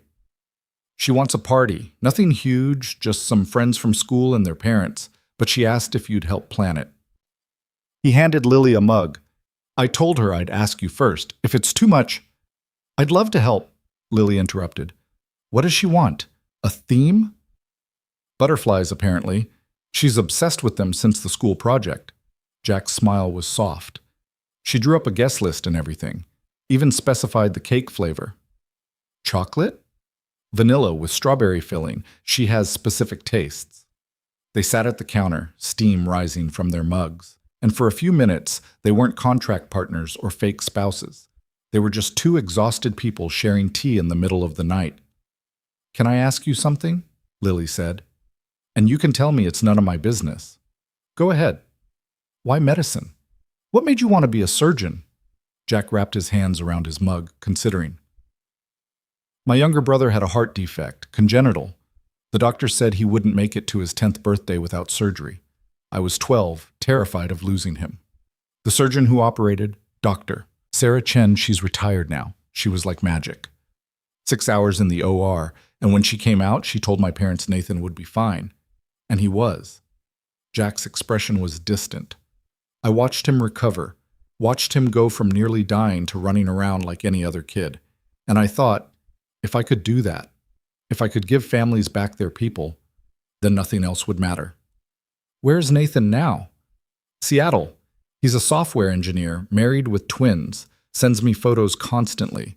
Jack's smile was genuine. He never lets me forget that I owe my entire career to him being dramatic enough to almost die. Lily laughed. I like him already. You'd love him. He's obnoxious and funny and completely irreverent. Jack paused. He knows about you. The real story. He's the only one I told. What did he say? He said I was either brilliant or an idiot, and he'd let me know which after he met you. Jack met her eyes. For what it's worth, I think he'd like you. Even knowing I'm paid to be here, especially knowing that Nathan has a thing about honesty. He'd respect the transparency of our arrangement. The conversation drifted to easier topics. Books they'd read, places they wanted to travel, Sophie's latest pronouncements about the superiority of rabbits over all other animals. And somewhere in the comfortable back and forth, Lily felt the wall between them develop cracks. When they finally said goodnight around 3:30, Jack's smile was unguarded. Thanks for the tea and conversation. I needed this. Me too. Lily fell asleep thinking about Jack's brother and the surgeon who saved his life. About a 12-year-old boy who decided his entire future based on watching someone he loved come back from the edge. About how medicine for Jack wasn't about prestige or money. It was about giving people second chances. She woke to Sophie bouncing on her bed, Emma clutched in one hand. Lily, wake up! Daddy says we have brunch with Nana and I get to wear my fancy dress. Lily groaned, checking the clock. 7:30. Good morning to you too, sweetheart. Can you do my hair? Marie does it nice, but I want you to do it. Sophie's eyes were bright with hope. Of course. Let me get dressed first, okay?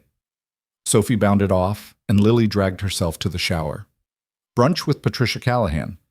Just what she needed after 3 hours of sleep. She chose a pale yellow dress, expensive but understated, and minimal jewelry. When she emerged, Sophie was waiting with a hairbrush and a YouTube tutorial pulled up on a tablet. This one, Sophie demanded, showing Lily an elaborate French braid. Can you do it?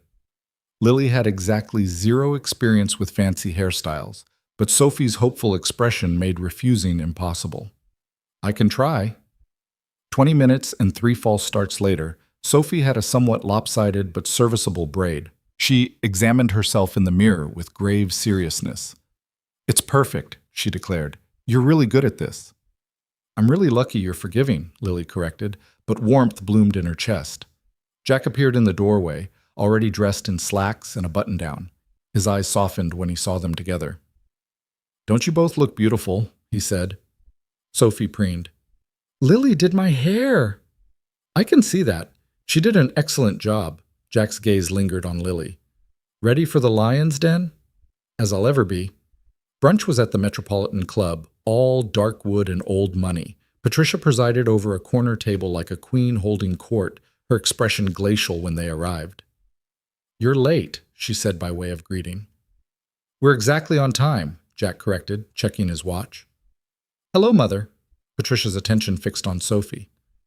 And how is my granddaughter? Good. Look, Nana, Lily did my hair.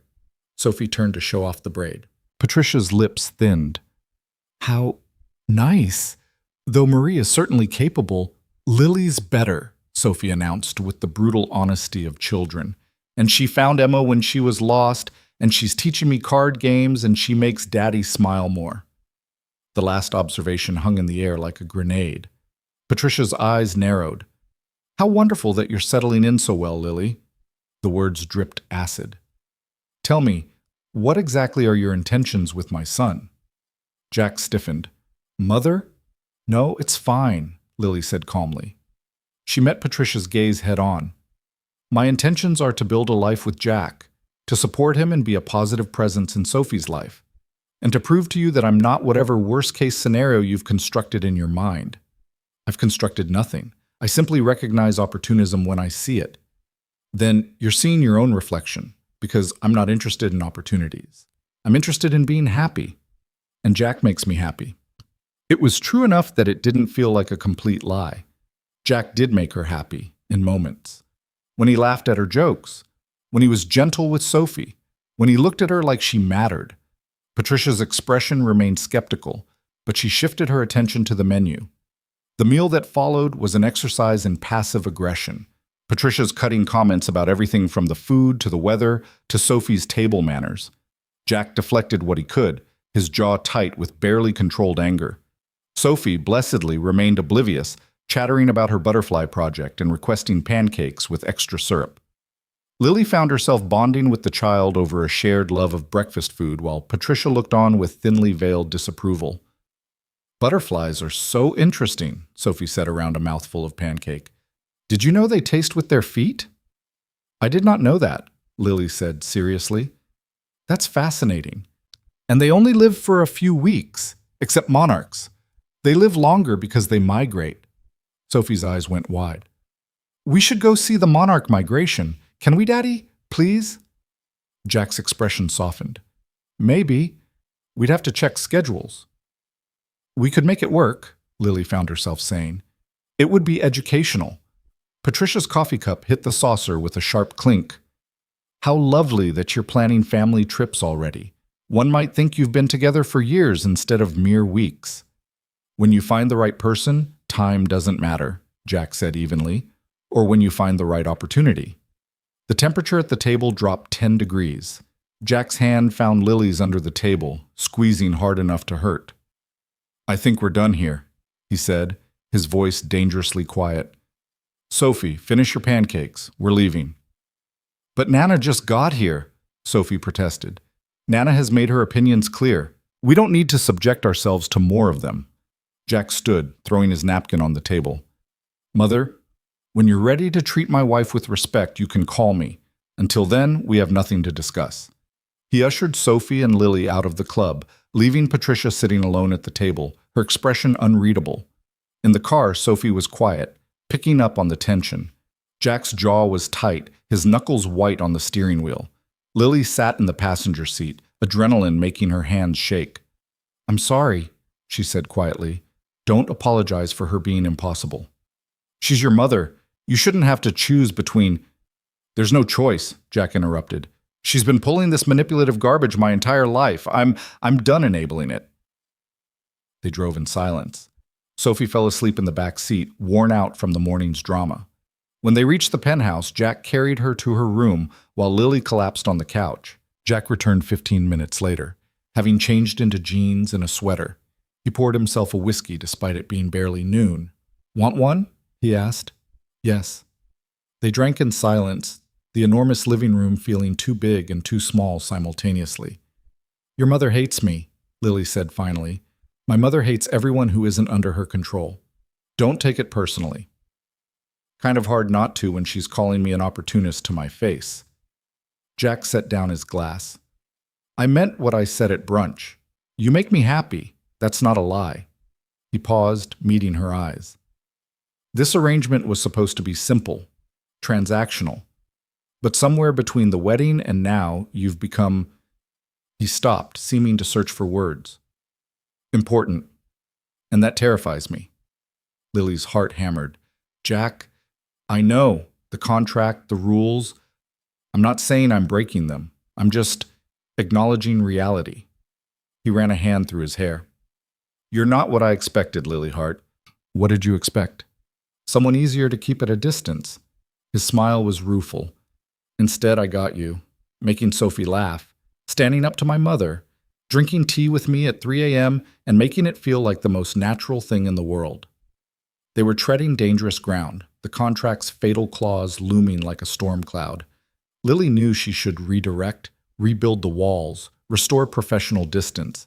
Instead, she said, "You're not what I expected either. I thought you'd be cold, clinical, just another rich doctor with a god complex. But you're not. You're kind and damaged and trying so hard to protect everyone that you forget to protect yourself. Jack crossed the room slowly, sitting on the couch beside her. Not touching, but close. We're a pair, aren't we? Both terrified of letting anyone in. Both failing at it pretty spectacularly. His laugh was low. Yeah, we really are. They sat in the afternoon light, the city sprawling below them, and Lily felt the fault lines in her resolve spreading like cracks in ice. She'd signed a contract promising not to fall in love, had agreed to treat this as a business arrangement. But sitting here with Jack, his presence warm and solid beside her, she realized the terrible truth. She was already halfway gone, and judging by the way Jack was looking at her, like she was a problem he desperately wanted to solve, he wasn't far behind. The question wasn't if they'd break the contract. It was when, and what would be left of them when they did. Sophie's birthday party planning became Lily's refuge from the dangerous territory she and Jack had stumbled into. She threw herself into researching butterfly decorations, interviewing caterers who could make a cake shaped like a monarch, and coordinating with the parents of Sophie's classmates. It was easier to focus on tissue paper wings and goodie bags than to examine the way her pulse jumped every time Jack walked into a room. Jack, for his part, seemed equally committed to maintaining distance. He worked longer hours, coming home after Sophie was asleep. When they did interact, it was with careful politeness, two people performing civility while studiously avoiding anything real. Marie noticed. "You two have a fight?" she asked one afternoon while Lily was testing butterfly-shaped cookies in the kitchen. "No. Why?" "Because you're both acting like teenagers who got caught making out behind the gym. All awkward silences and careful not touching." Marie sampled a cookie, nodding approval. "These are good, and whatever's going on between you and the doctor, you should probably talk about it before it explodes." "There's nothing going on." Marie's look was knowing. "Sure there isn't, and I'm the Queen of England." Before Lily could respond, her phone rang. The hospital, her mother. She answered with shaking hands. "Hello?"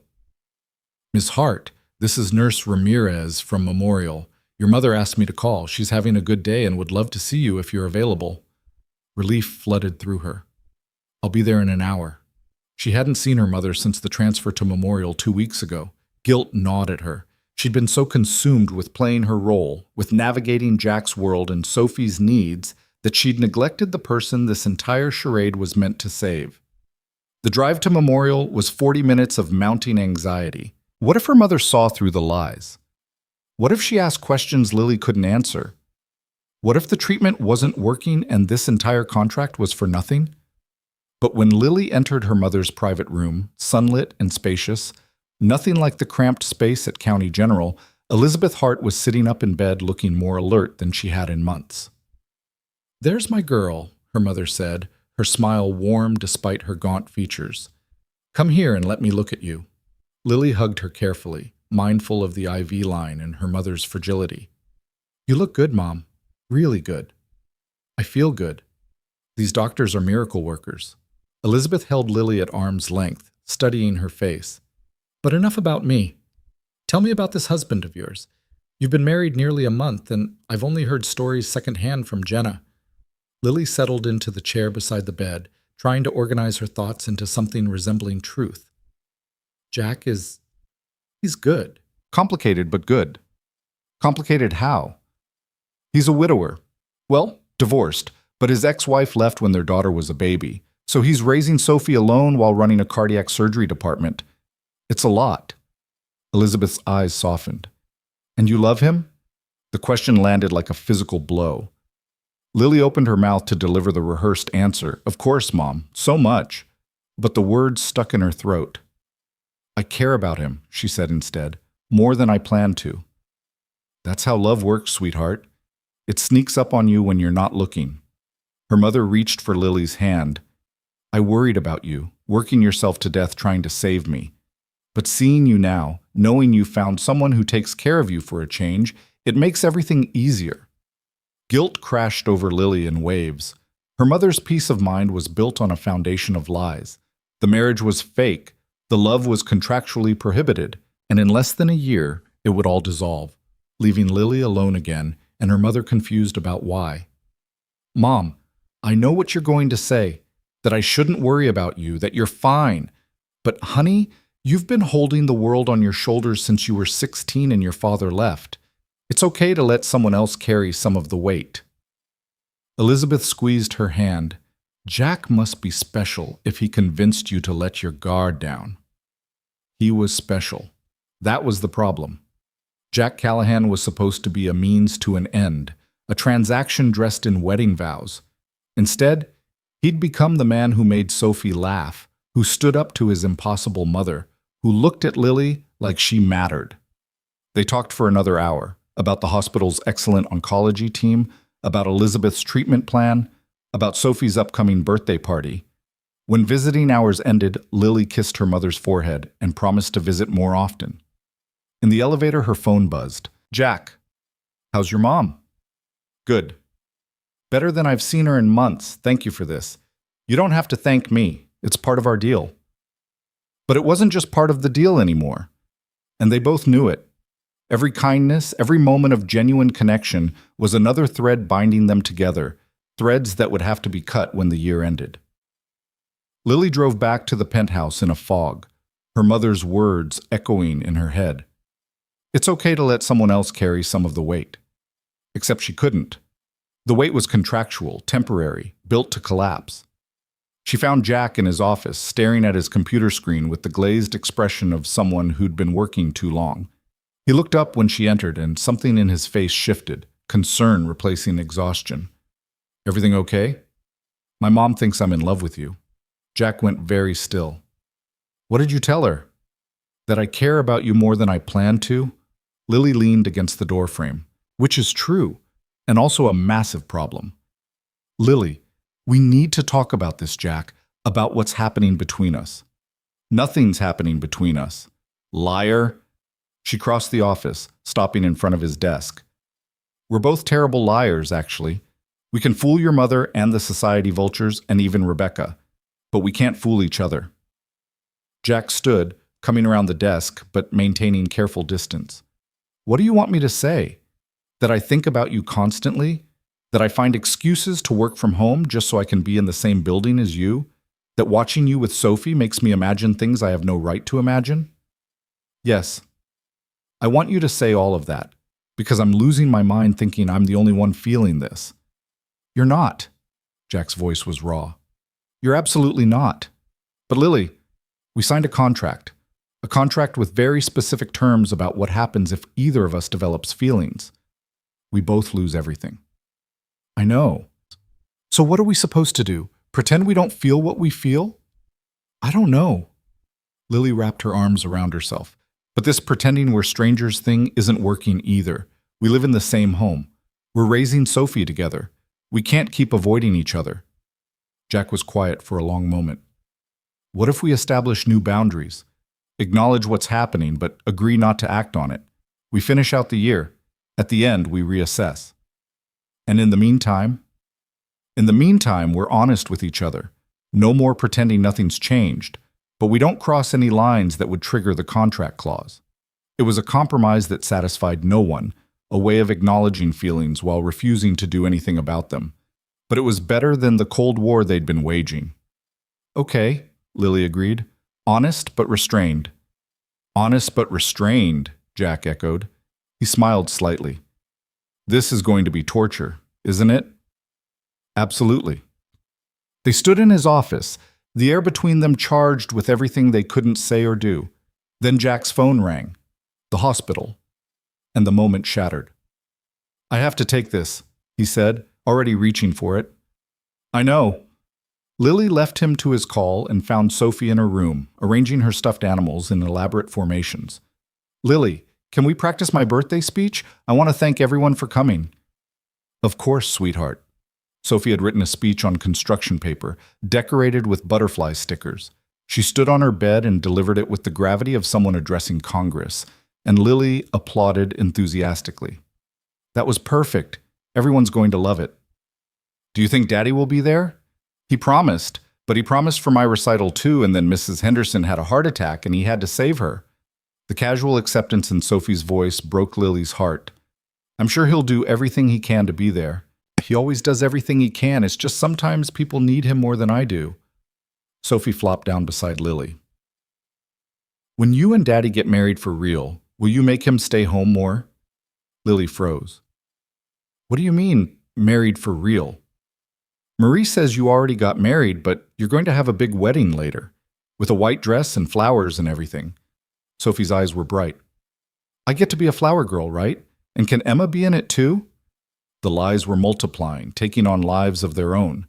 Soon they'd be so tangled that untangling them would destroy everything. We haven't made plans yet, Lily said carefully. But if we have a wedding, you and Emma would definitely be part of it. Promise? I promise. It was a promise Lily had no right to make, predicated on a future that didn't exist. But Sophie's hopeful expression made lying feel necessary, even merciful. Jack appeared in the doorway. Sorry to interrupt. Sophie, it's almost bedtime. Go brush your teeth. Sophie hugged Lily fiercely. Thanks for practicing with me. After she scampered off, Jack sat on the edge of Sophie's bed. What did I just promise she'd be part of? A wedding. Apparently Marie told her we're planning a big ceremony later. Jack groaned. Of course she did. Half the staff thinks we're planning a second wedding. Rebecca's publicist instincts at work, making the story more romantic. Sophie asked if you'd be at her party. She's worried you'll get called away. I've blocked out the entire day. Nothing short of catastrophic trauma will pull me away. Jack's jaw tightened. I've missed too many of her events already. I won't miss this one. She understands, you know, about the patients needing you. She's 6. She shouldn't have to understand. Jack stood, restless. Sometimes I wonder if I'm doing her more harm than good. If she'd be better off with a father who was around more, even if he wasn't saving lives. You're a good father, Jack. Sophie knows you love her. Loving her isn't enough if I'm never here. You're here now. You made it home for dinner 3 nights this week. You read to her every night. You're not at the hospital. You're trying. Lily touched his arm lightly. That's more than a lot of kids get. Jack looked down at where her hand rested on his sleeve. See? This is what I meant about torture. You say something kind and I want to kiss you. It's a problem. Honest but restrained, Lily reminded him, pulling her hand back. Right. Honest but restrained. Jack's smile was rueful. This is going to be a very long year. The next week passed in a blur of party preparations. The penthouse was transformed into a butterfly sanctuary, paper wings hanging from the ceiling, flower arrangements in every corner, a custom-made cake that looked like it belonged in a museum. Sophie oscillated between excitement and terror that nobody would come. Everyone said yes, Lily assured her for the 100th time. 12 kids, all confirmed, plus their parents. It's going to be amazing. The morning of the party, Sophie woke Lily at dawn, bouncing on her bed with Emma clutched tight. It's my birthday. I'm 6. That's a whole hand plus 1. It is indeed a whole hand plus 1, Lily agreed, laughing. Happy birthday, sweetheart. They spent the morning getting ready. Sophie in a purple dress with butterfly appliques, Lily in casual elegance, Jack in jeans that made him look younger and less burdened. The caterers arrived at noon. Rebecca showed up to document everything for social media. And at 1 o'clock, the doorbell started ringing. The party was chaotic and perfect. Kids ran through the penthouse shrieking with laughter, playing pin the wings on the butterfly and hunting for hidden cocoons. Parents clustered in the living room with wine and cheese, making polite conversation. And Sophie was incandescent with joy, her face bright as she opened presents and showed off her butterfly collection. Jack moved through it all with surprising ease, talking to parents and referencing their kids without notes. Lily caught him kneeling down to examine a scraped knee, producing a Band-Aid from nowhere and applying it with gentle efficiency. You're good at this, she said when he rejoined her. Parties or first aid? Both, all of it. Lily gestured at the controlled chaos around them. You look happy. I am happy. Sophie's happy, which makes everything worth it. He paused. And you planned all this. Made it perfect. So, thank you. Before Lily could respond, Sophie tugged on her sleeve. It's almost cake time. Come on. They gathered around the dining table, Sophie standing on a chair as everyone sang. The cake was a masterpiece, layers of vanilla and strawberry beneath fondant butterfly wings. Sophie closed her eyes and made a wish, blowing out the candles with enough force to extinguish half of them. What did you wish for? One of her friends demanded. Sophie's eyes found Lily and Jack standing side by side. I can't tell or it won't come true, but it's the best wish ever. The party wound down around 4. Parents collected exhausted children, thanking Jack and Lily with the kind of warmth reserved for people who've successfully entertained their offspring for 3 hours. Sophie crashed on the couch, surrounded by torn wrapping paper and new toys. Emma balanced on her chest. Best birthday ever, she mumbled, already half asleep. Jack carried her to her room while Lily started the cleanup. Marie helped, the two of them working in comfortable silence. You're good for them, Marie said as they loaded the dishwasher. The doctor and Sophie both. They needed someone like you. I'm not sure what you mean. I mean they were both just surviving before you got here, going through motions. Now they're living again. Marie dried her hands. Whatever brought you into their lives, I'm grateful for it. Guilt twisted in Lily's stomach. Marie didn't know about the contract, the lies, the inevitable ending. She thought this was real, and the terrible truth was that it felt real. Standing in this kitchen, cleaning up after Sophie's party, laughing with Jack when he returned covered in princess stickers Sophie had ambushed him with. It all felt painfully, impossibly real. Jack's phone rang as they were finishing cleanup. He checked the screen and his expression shifted, professional mask sliding into place. I have to take this. He stepped onto the terrace and through the glass, Lily watched his posture change. Something was wrong. He came back inside 5 minutes later, already moving toward his office. There's been an accident, multi-vehicle pileup on the expressway. They need every cardiac surgeon available. I'm sorry, I have to go, Lily said. They need you. Jack hesitated. I'll be back as soon as I can. Tell Sophie. I'll tell her you saved lives. She'll understand. He grabbed his keys and was gone, leaving Lily alone in the vast penthouse with sleeping Sophie and the detritus of a perfect birthday party. She checked on Sophie, still asleep, Emma tucked under her arm, then retreated to her room. But sleep was impossible. She kept seeing Jack's face when the call came, the way he'd transformed from relaxed father to focused surgeon in seconds. This was who he was. Saving lives would always come first. Her phone buzzed around 10 p.m. Jack. Still in surgery. It's bad. Multiple casualties. Don't wait up. Lily stared at the message, then typed back, Be safe. We're fine here. She dozed fitfully, jerking awake at every sound. At 3 a.m., she gave up and went to the kitchen. The light was already on. Jack stood at the window, still in his scrubs, blood staining the cuffs. His shoulders were hunched, his entire body radiating exhaustion. Jack? He turned and Lily saw the devastation in his face. I lost 2 of them. A mother and her teenage daughter. I had them both on the table, and I couldn't... His voice cracked. I couldn't save them. Lily crossed the room without thinking, pulling him into a hug. He resisted for a second, then collapsed into her arms, his body shaking with silent sobs. I'm sorry, he choked out. I'm so sorry. Shh, it's okay. You did everything you could. It wasn't enough. It's never enough. They stood there in the kitchen, Lily holding Jack while he fell apart. This wasn't the controlled surgeon or the careful contract partner. This was a man shattered by loss, by the weight of too many lives depending on him, by the impossible burden of trying to save everyone. Eventually, the shaking subsided. Jack pulled back, wiping his eyes roughly. Sorry, that was unprofessional. Stop apologizing. Lily kept her hands on his arms. You're allowed to feel this, Jack. You're allowed to break down. I'm supposed to be stronger than this. You're human. Being human means breaking sometimes.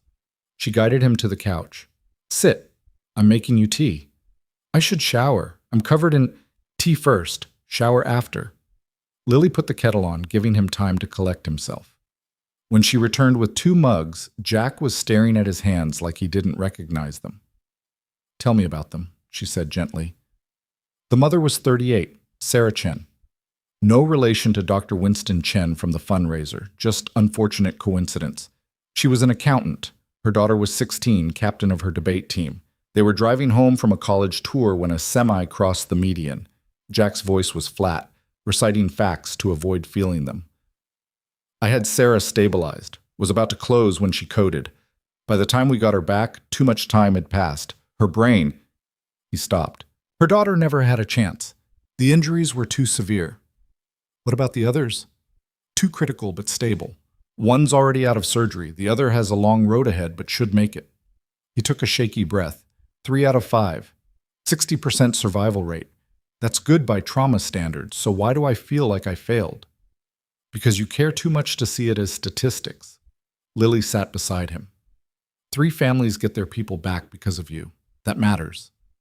It should matter more than the 2 I couldn't save. But all I can think about is Sarah's husband, being told his wife and daughter are gone. How do you survive that? How do you keep breathing when your entire world disappears? Lily thought about her father leaving, about watching her mother fight cancer, about all the ways the world could shatter a person. You survive because you don't have a choice. You wake up the next morning and the one after that, and eventually the weight gets lighter. Not gone, just lighter. Jack looked at her, his eyes red-rimmed but clearer. Is that what you did? When your father left? Not at first. At first I was angry. Spent years being furious at him for abandoning us. Then my mom got sick and I realized anger was a luxury I couldn't afford. So I learned to carry it differently. Made it fuel instead of fire. I don't know how to do that. Every patient I lose feels like proof that I'm not good enough, that I should have studied more, practiced more, been faster or smarter or better. Or maybe it's proof that you're human trying to do an impossible job. You can't save everyone, Jack. No one can. Then what's the point? If I'm going to lose people anyway, why put myself through this? Because of the ones you do save. Because Sarah's husband may have lost his family, but someone else's husband got to keep his. Because somewhere, a 16-year-old girl is going to wake up tomorrow and go to college and live a life she wouldn't have lived without you. Lily touched his face gently. You don't get to count only the losses. The wins matter too. Jack closed his eyes, leaning into her touch. How are you so wise? I'm not. I'm just good at pretending. But even as she said it, Lily knew it was a lie. She wasn't pretending anymore. Not about this. They sat in the pre-dawn darkness, the city beginning to wake outside. Jack's hand found hers, threading their fingers together. Thank you, he said quietly, for not letting me spiral alone. You don't have to be alone. Not anymore. It was a dangerous thing to say, weighted with implications they'd both agreed not to explore. But Jack didn't pull away. Instead, he squeezed her hand. Honest but restrained is getting harder. I know. Lily, he turned to face her fully. If we didn't have the contract, if this was real, would you? Don't. She pressed her fingers to his lips. Don't ask questions we can't answer, not right now. Jack nodded against her hand. Then, slowly, deliberately, he kissed her fingertips. It was barely contact, more promise than touch, but it sent electricity racing through Lily's entire body. I should shower, he said, his voice rough. Try to sleep. Okay. But neither of them moved. They sat there, hands intertwined, the question Jack had almost asked hanging between them like smoke. Finally, Jack stood, pulling her up with him. Lily, I need you to know something. What? When this year ends, when the contract expires, he paused, seeming to search for words. I'm going to have a very hard time letting you go. The confession hung in the air, raw and honest. Lily's heart hammered. Then maybe you shouldn't, she whispered. Jack's eyes darkened. He swayed toward her, the space between them collapsing. Lily's breath caught. This was it. The moment that would change everything. The kiss that would break the contract and destroy them both. Jack's phone shattered the moment, ringing with the hospital's distinctive tone. He stepped back like he'd been burned, answering automatically. Dr. Callahan. A pause. What? When? His face went pale. I'll be right there. He hung up, already moving toward his office. One of my post-ops is crashing. I have to go back. Now? Jack, you haven't slept. There's no one else. I'm sorry. He grabbed fresh scrubs from his office, changing with military efficiency. I'll be back as soon as I can. And he was gone again, leaving Lily alone with the ghost of an almost kiss and the certain knowledge that they were both hurtling toward disaster. She checked on Sophie, still sleeping peacefully, then returned to her room. But her mind raced, replaying every moment of the past few hours, Jack falling apart in her arms, his confession about having a hard time letting her go, the way he'd looked at her before his phone rang, like she was the only real thing in his entire world. They were breaking all their own rules, crossing lines they'd sworn not to cross. And the contract's fatal clause loomed over everything, promising destruction the moment either of them admitted what was becoming painfully obvious. Lily pulled out her copy of the contract, reading the clause again. If either party develops romantic feelings, they must confess immediately. Upon confession, the contract terminates. All ongoing benefits cease. All ongoing benefits, including her mother's care at Memorial, including the medical coverage that was keeping Elizabeth alive. If Lily confessed her feelings, her mother lost access to the treatment that was working. If she stayed silent, she was violating the contract. Either way, she lost, unless Jack confessed first. Then they'd both lose everything, but at least the choice wouldn't be on her conscience. Lily laughed bitterly. They'd engineered the perfect trap, a contract designed to prevent exactly what was happening, and now they were both caught in it, unable to move forward or back. Her phone buzzed, a text from an unknown number, just 2 words and a video link. Thought you'd want to see this. Lily clicked the link, her blood running cold. It was a video from a tabloid site, already viral. The headline screamed, "Dr. Callahan's Secret Shame." And beneath it, an interview with a woman Lily vaguely recognized from the fundraiser, Victoria Callahan, Jack's ex-wife. In the video, Victoria was poised and beautiful, speaking directly to the camera with practiced sympathy. "I tried to make it work, I really did. But Jack is married to his work. He's incapable of real emotional connection. He performs love beautifully. He's had a lot of practice. But underneath, he's empty, cold. I left because I refused to spend my life competing with his God complex for scraps of attention." The interviewer leaned. "And his new marriage? To Lily Hart?" Victoria's smile was pitying. "I give it 6 months. Less if she's smart. Jack doesn't know how to love. He knows how to control, to manage, to fix. But love? Real messy, vulnerable love? He's incapable of it." The video ended. Lily sat frozen, her stomach churning. This would be everywhere by morning. Jack would wake up to his private pain plastered across every gossip site and social media platform. She called him. Straight to voicemail. He was in surgery, unreachable. So Lily did the only thing she could. She got dressed, made coffee, and waited for the sun to rise and the storm to break. Because Victoria's interview was about to detonate what remained of their carefully constructed lies.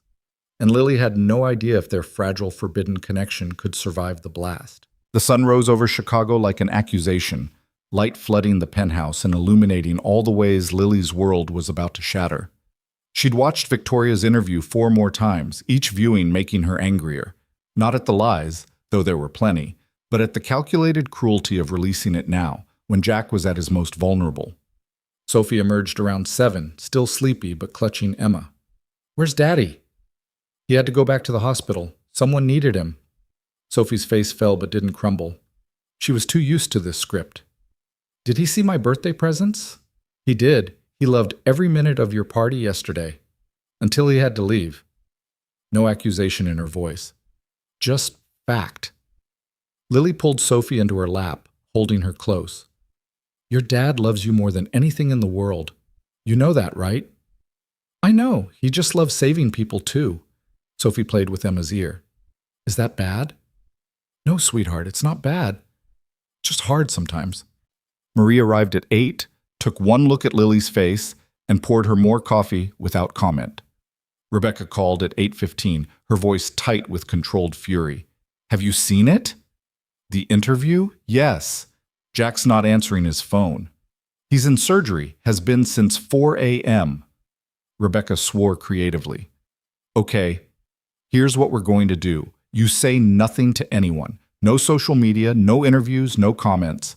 I'm drafting a statement from Jack's office addressing Victoria's claims. It'll be professional, brief, and make her look petty." "What if she's right?" Lily heard herself ask. "Excuse me? What if Jack really is incapable of love? What if this whole thing is just an elaborate performance and we're all fooling ourselves?" Silence. Then Rebecca's voice, softer than Lily had ever heard it. Lily, I've known Jack Callahan for 8 years. I've seen him charm donors and navigate hospital politics and maintain perfect composure through disasters. But the way he looks at you, that's not performance. That's a man terrified of what he's feeling. How do you know? Because I've never seen him scared before. Not once. Until you. After Rebecca hung up, Lily sat with that knowledge, turning it over in her mind. Jack was scared. Of her. Of what they were becoming. And instead of running toward it, he was burying himself in work, letting his ex-wife's poison fill the silence. Her phone rang again. Jenna this time. Have you seen the news? Some woman is trashing Jack on every channel. They're saying he's emotionally unavailable and your marriage is fake. And I know, Jenna. Is it true? Is your marriage fake? The question hung in the air, demanding honesty Lily couldn't give. It's complicated. That's not an answer. It's the only one I have right now. Lily pinched the bridge of her nose. I need to go. I'll call you later. She spent the morning fielding calls and deleting emails from reporters, all while trying to maintain normalcy for Sophie. They made pancakes together, watched cartoons, played elaborate games with stuffed animals, and through it all, Lily felt the walls closing in. Jack finally called at noon, his voice rough with exhaustion. I just saw the news. Lily, I'm so sorry. Victoria is vindictive, cruel, determined to destroy you. All of that. Rebecca's handling the PR. I'll release a statement when I'm done here. When will that be? I don't know. The patient is stable but critical. Could be hours. He paused. Are you okay? No. She wasn't okay. She was falling in love with a man she was contractually forbidden from loving, while his ex-wife told the world he was incapable of real emotion. Nothing about this was okay. I'm fine, Lily lied. Focus on your patient. After they hung up, Lily stood at the window, staring out at the city. Sophie appeared beside her, Emma in hand. Is Daddy in trouble? Not trouble exactly, just dealing with some difficult people. Like Nana? Despite everything, Lily smiled. Worse than Nana. That's pretty bad. Sophie leaned against her. Can I tell you a secret? Always. I used to pray for a mommy, not my old mommy. She didn't want to stay, but a new one who would. Sophie's voice was small. And then you came and you found Emma and you made Daddy smile, and I thought maybe you were the answer. Lily's throat tightened painfully. Sophie. But Marie says prayers don't always get answered the way we want. She says sometimes people leave even when we want them to stay. Sophie looked up with two old eyes. Are you going to leave? The question was a knife between Lily's ribs, because the honest answer was yes. In less than a year, the contract would end and Lily would walk away. That was the deal. That was what she'd agreed to. But looking down at Sophie's hopeful face, Lily couldn't say it. I'm not planning on going anywhere, she said instead. Not a lie. Not quite. Planning and inevitability were different things. Sophie hugged her fiercely. Good, because you're the best almost mommy I've ever had. After Sophie wandered back to her toys, Lily pulled out her phone and did something reckless. She called Jack's brother Nathan. The number was in Jack's contacts saved under annoying little brother. He answered on the third ring. This is Nathan. Hi, you don't know me, but I'm Lily, Jack's wife / contract partner / the woman currently driving my brother insane. Nathan's voice was warm, amused. He told me about you. What's up? Victoria released an interview. It's everywhere. She's saying Jack is emotionally unavailable and our marriage is a sham. Ah, Victoria being Victoria. Let me guess, she timed it perfectly to cause maximum damage? Jack just lost 2 patients. He's been in surgery for 8 hours. And now this. Nathan swore. That woman is a piece of work. Okay, here's what you need to know about my brother. He feels everything intensely. Always has. But when he was a resident, he had a patient die because he got emotionally attached and made a mistake. 23-year-old kid, cardiac arrest during routine surgery. Jack froze because he'd spent weeks getting to know the family. After that, he built walls, convinced himself that feeling less meant performing better. That's awful. It's survival, but it also means he's terrified of caring too much. about patience, about relationships, about anything that might make him vulnerable enough to fail again. Nathan paused. Victoria couldn't handle being with someone who held everything at arm's length. She wanted passion and mess and all-consuming love. Jack gave her control and distance. They were doomed from the start. And you're telling me this because? Because I talked to Jack last week. He mentioned you exactly 17 times in a 20-minute conversation. Told me about Sophie's birthday party, about you standing up to Mom, about how you make his impossible life feel less heavy. Lily, my brother doesn't talk about people. He barely acknowledges they exist unless they're bleeding on his table. But you've gotten under his skin. Lily's heart hammered.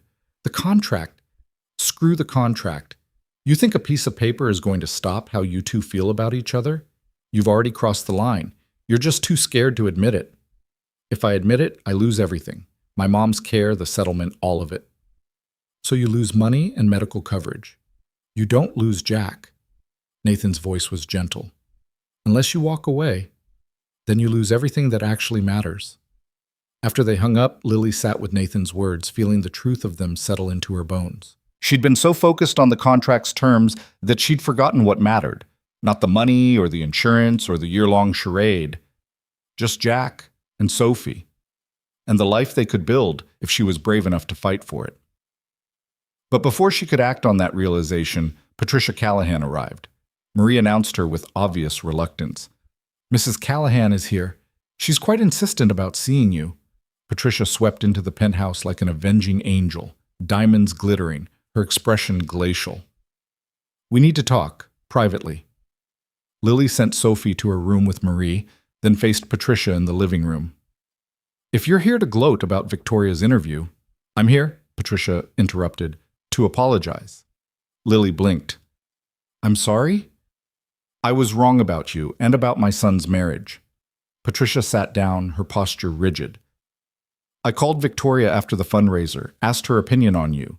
She said you seemed sweet but naive, probably in over your head. So I encouraged her to share her perspective publicly. I thought it would pressure Jack into ending this farce and finding someone more appropriate. Anger flooded through Lily, hot and bright. You orchestrated this? Your son is falling apart and you weaponized his ex-wife against him? I thought I was protecting him from making another mistake. Patricia's mask cracked, showing something raw beneath. He was destroyed when Victoria left, absolutely shattered. I watched my brilliant son turn into a ghost of himself, working himself to death because it was easier than feeling. I won't watch him go through that again. So you sabotaged his happiness preemptively? That's not protection. That's cruelty. I know. Patricia's voice was small. I called Victoria this morning to thank her. She laughed at me. Said I was a bitter old woman trying to control my son's life because I had no control over my own. Then she told me the interview was going to run regardless of what I wanted, that she'd been planning it for months, waiting for the perfect moment to strike. Why are you telling me this? Because I watched that interview and I saw what she really is. Vindictive, selfish, everything I feared you might be. Patricia met Lily's eyes. But you're not. You could have sold the story about Jack's fake marriage to any tabloid in the city. Could have humiliated him publicly. Instead, you're here, protecting my granddaughter and fielding phone calls while my son saves lives. That's not the behavior of an opportunist. Lily crossed her arms. Is there a point to this confession? The point is that I was wrong. About you.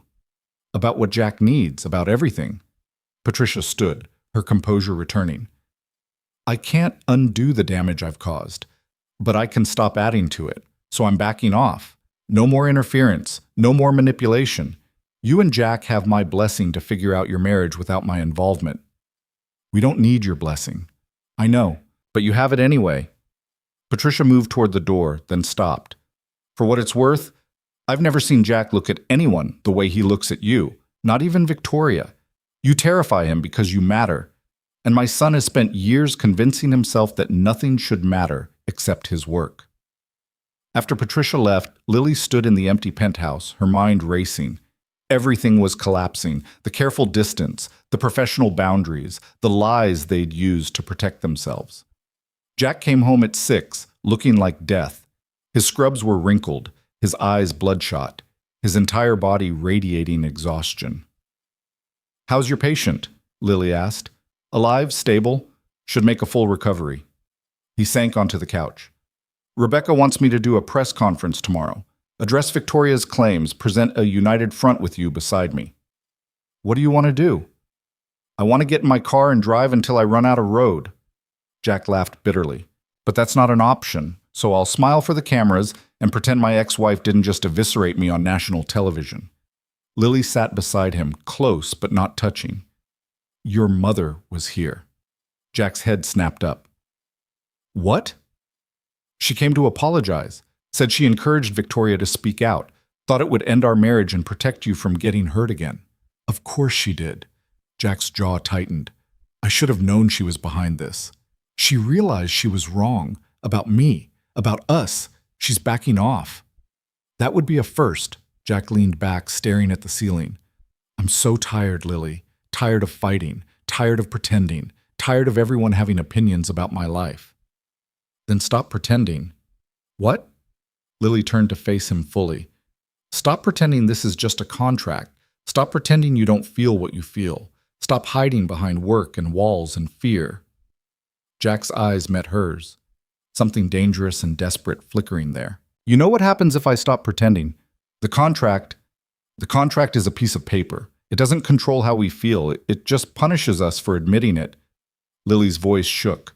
"I'm tired too, Jack. Tired of watching you destroy yourself. Tired of wanting things I'm not allowed to want.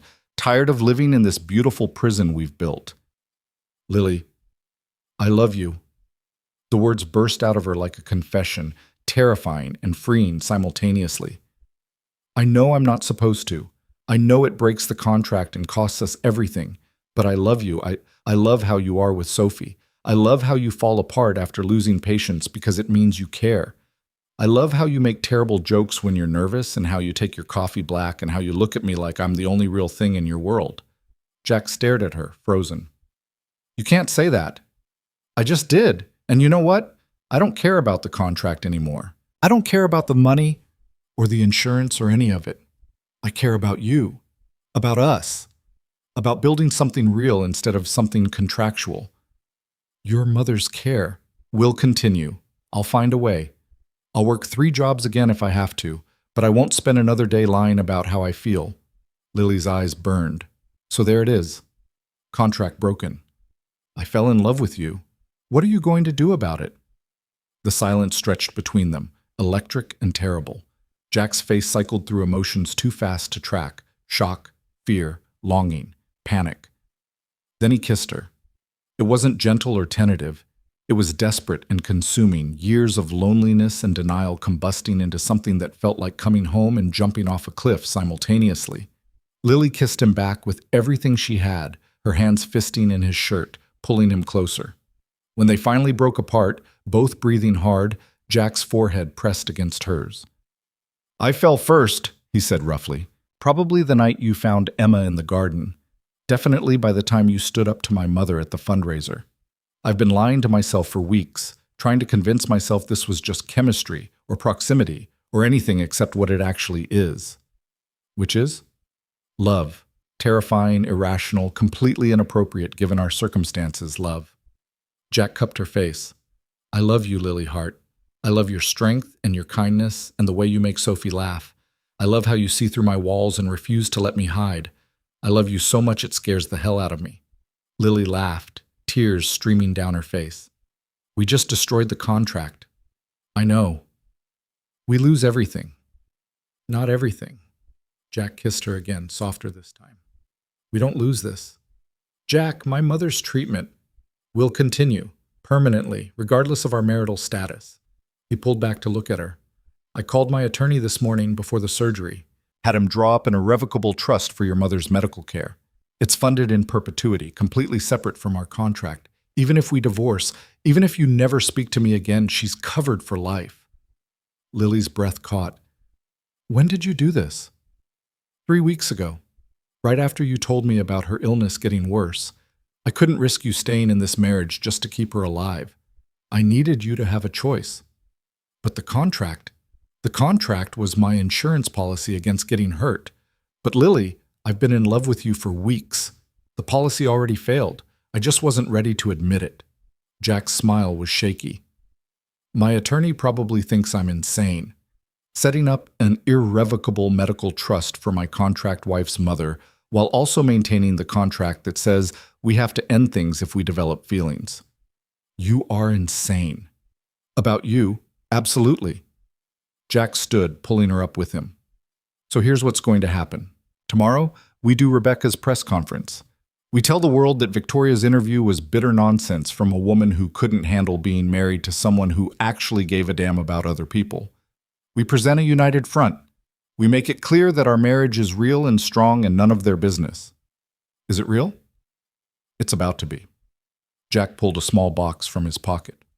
I bought this 2 days after you moved in, kept it in my desk drawer, telling myself I was being practical, that we'd need better rings for public appearances. He opened the box, revealing a platinum band set with a single perfect diamond.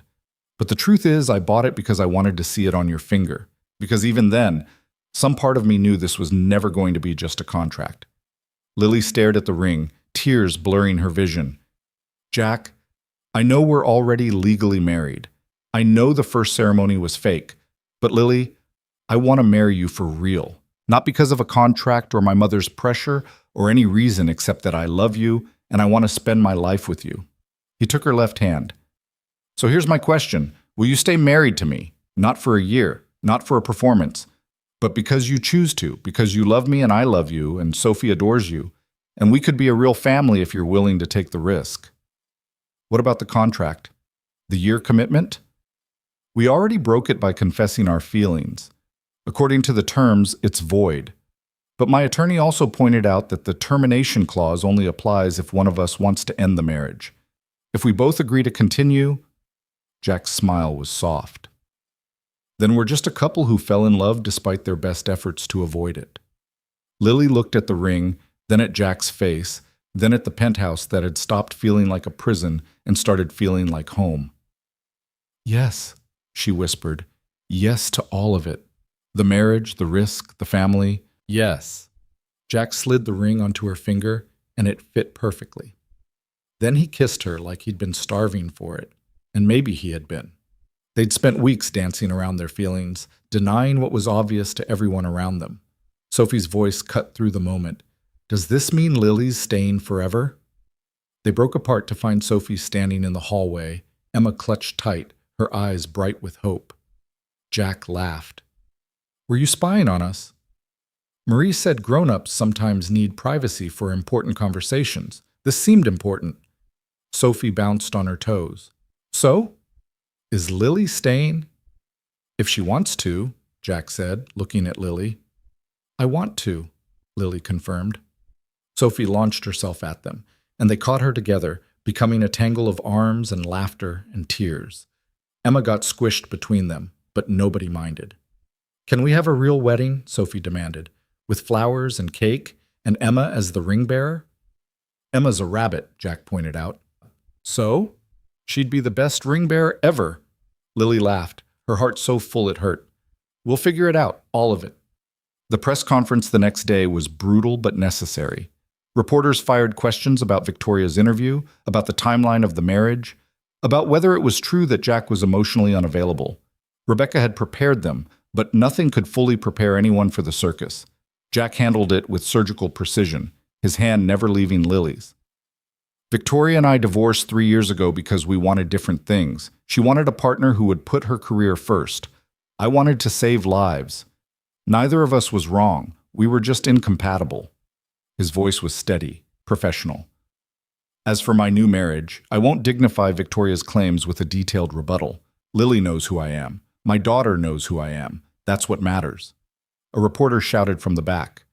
But the timeline seems suspicious. You announced your marriage mere weeks after... We announced it publicly, mere weeks after a private ceremony, Jack interrupted. Because we wanted to avoid exactly this kind of scrutiny. We fell in love quickly, we got married quietly, and we would have continued living our lives privately if Victoria hadn't decided to turn our relationship into a tabloid spectacle. Mrs. Callahan, another reporter called. How do you respond to allegations that you married Dr. Callahan for his money? Lily stepped closer to the microphone, her voice clear.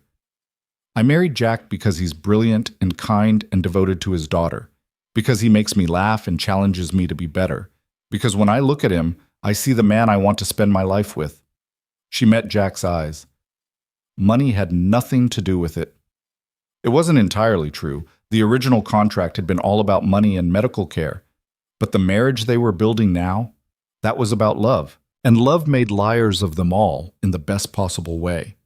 After the press conference, Rebecca pulled them aside. That was perfect. Victoria's interview is already being framed as sour grapes from a bitter ex. You two crushed it. We had good motivation, Jack said, his arm around Lily's waist. Rebecca's smile was knowing. I'll say, the way you two look at each other could melt cameras. Whatever you're selling, the world is buying it. If she suspected the marriage had started as a contract, she didn't say so. Maybe she didn't care. Maybe she'd known all along and was just waiting for them to figure it out. The next few weeks were a blur of adjustment and joy. Jack cut back his hours at the hospital, delegating more to his team and actually coming home for dinner. Sophie bloomed with both parents present, her laughter filling the penthouse. And Lily settled into her role not as a hired wife, but as a genuine partner. Patricia, true to her word, backed off. She still attended family dinners, but her criticisms had softened into something almost resembling respect. She even complimented Lily's choice of china at one particularly fraught meal. Hell is frozen over, Jack muttered afterward. My mother gave you a compliment. A backhanded compliment, Lily corrected, but I'll take it. Elizabeth's health continued to improve under Memorial's care. Lily visited twice a week, bringing Sophie sometimes. Her mother and Sophie bonded over a shared love of terrible reality TV shows, and watching them laugh together made Lily's chest ache with happiness. You found a good one, Elizabeth said during one visit. Hold on to him. I plan to, Lily promised. Nathan flew in from Seattle a month after the press conference, bringing his wife and twins. He and Jack fell into the easy banter of brothers who'd survived childhood together, trading barbs and inside jokes. Nathan pulled Lily aside during dinner. You're good for him. He's lighter, more human. Nathan's smile was warm. I wasn't sure about this whole contract marriage thing when he first told me, but watching you two? That's real. That's what love looks like when people stop fighting it. We fought it pretty hard, Lily admitted. The best things are worth fighting for, and sometimes fighting against. Nathan clinked his beer against her wine glass. Welcome to the family, Lily. For real this time. They decided to renew their vows on the anniversary of their original courthouse wedding.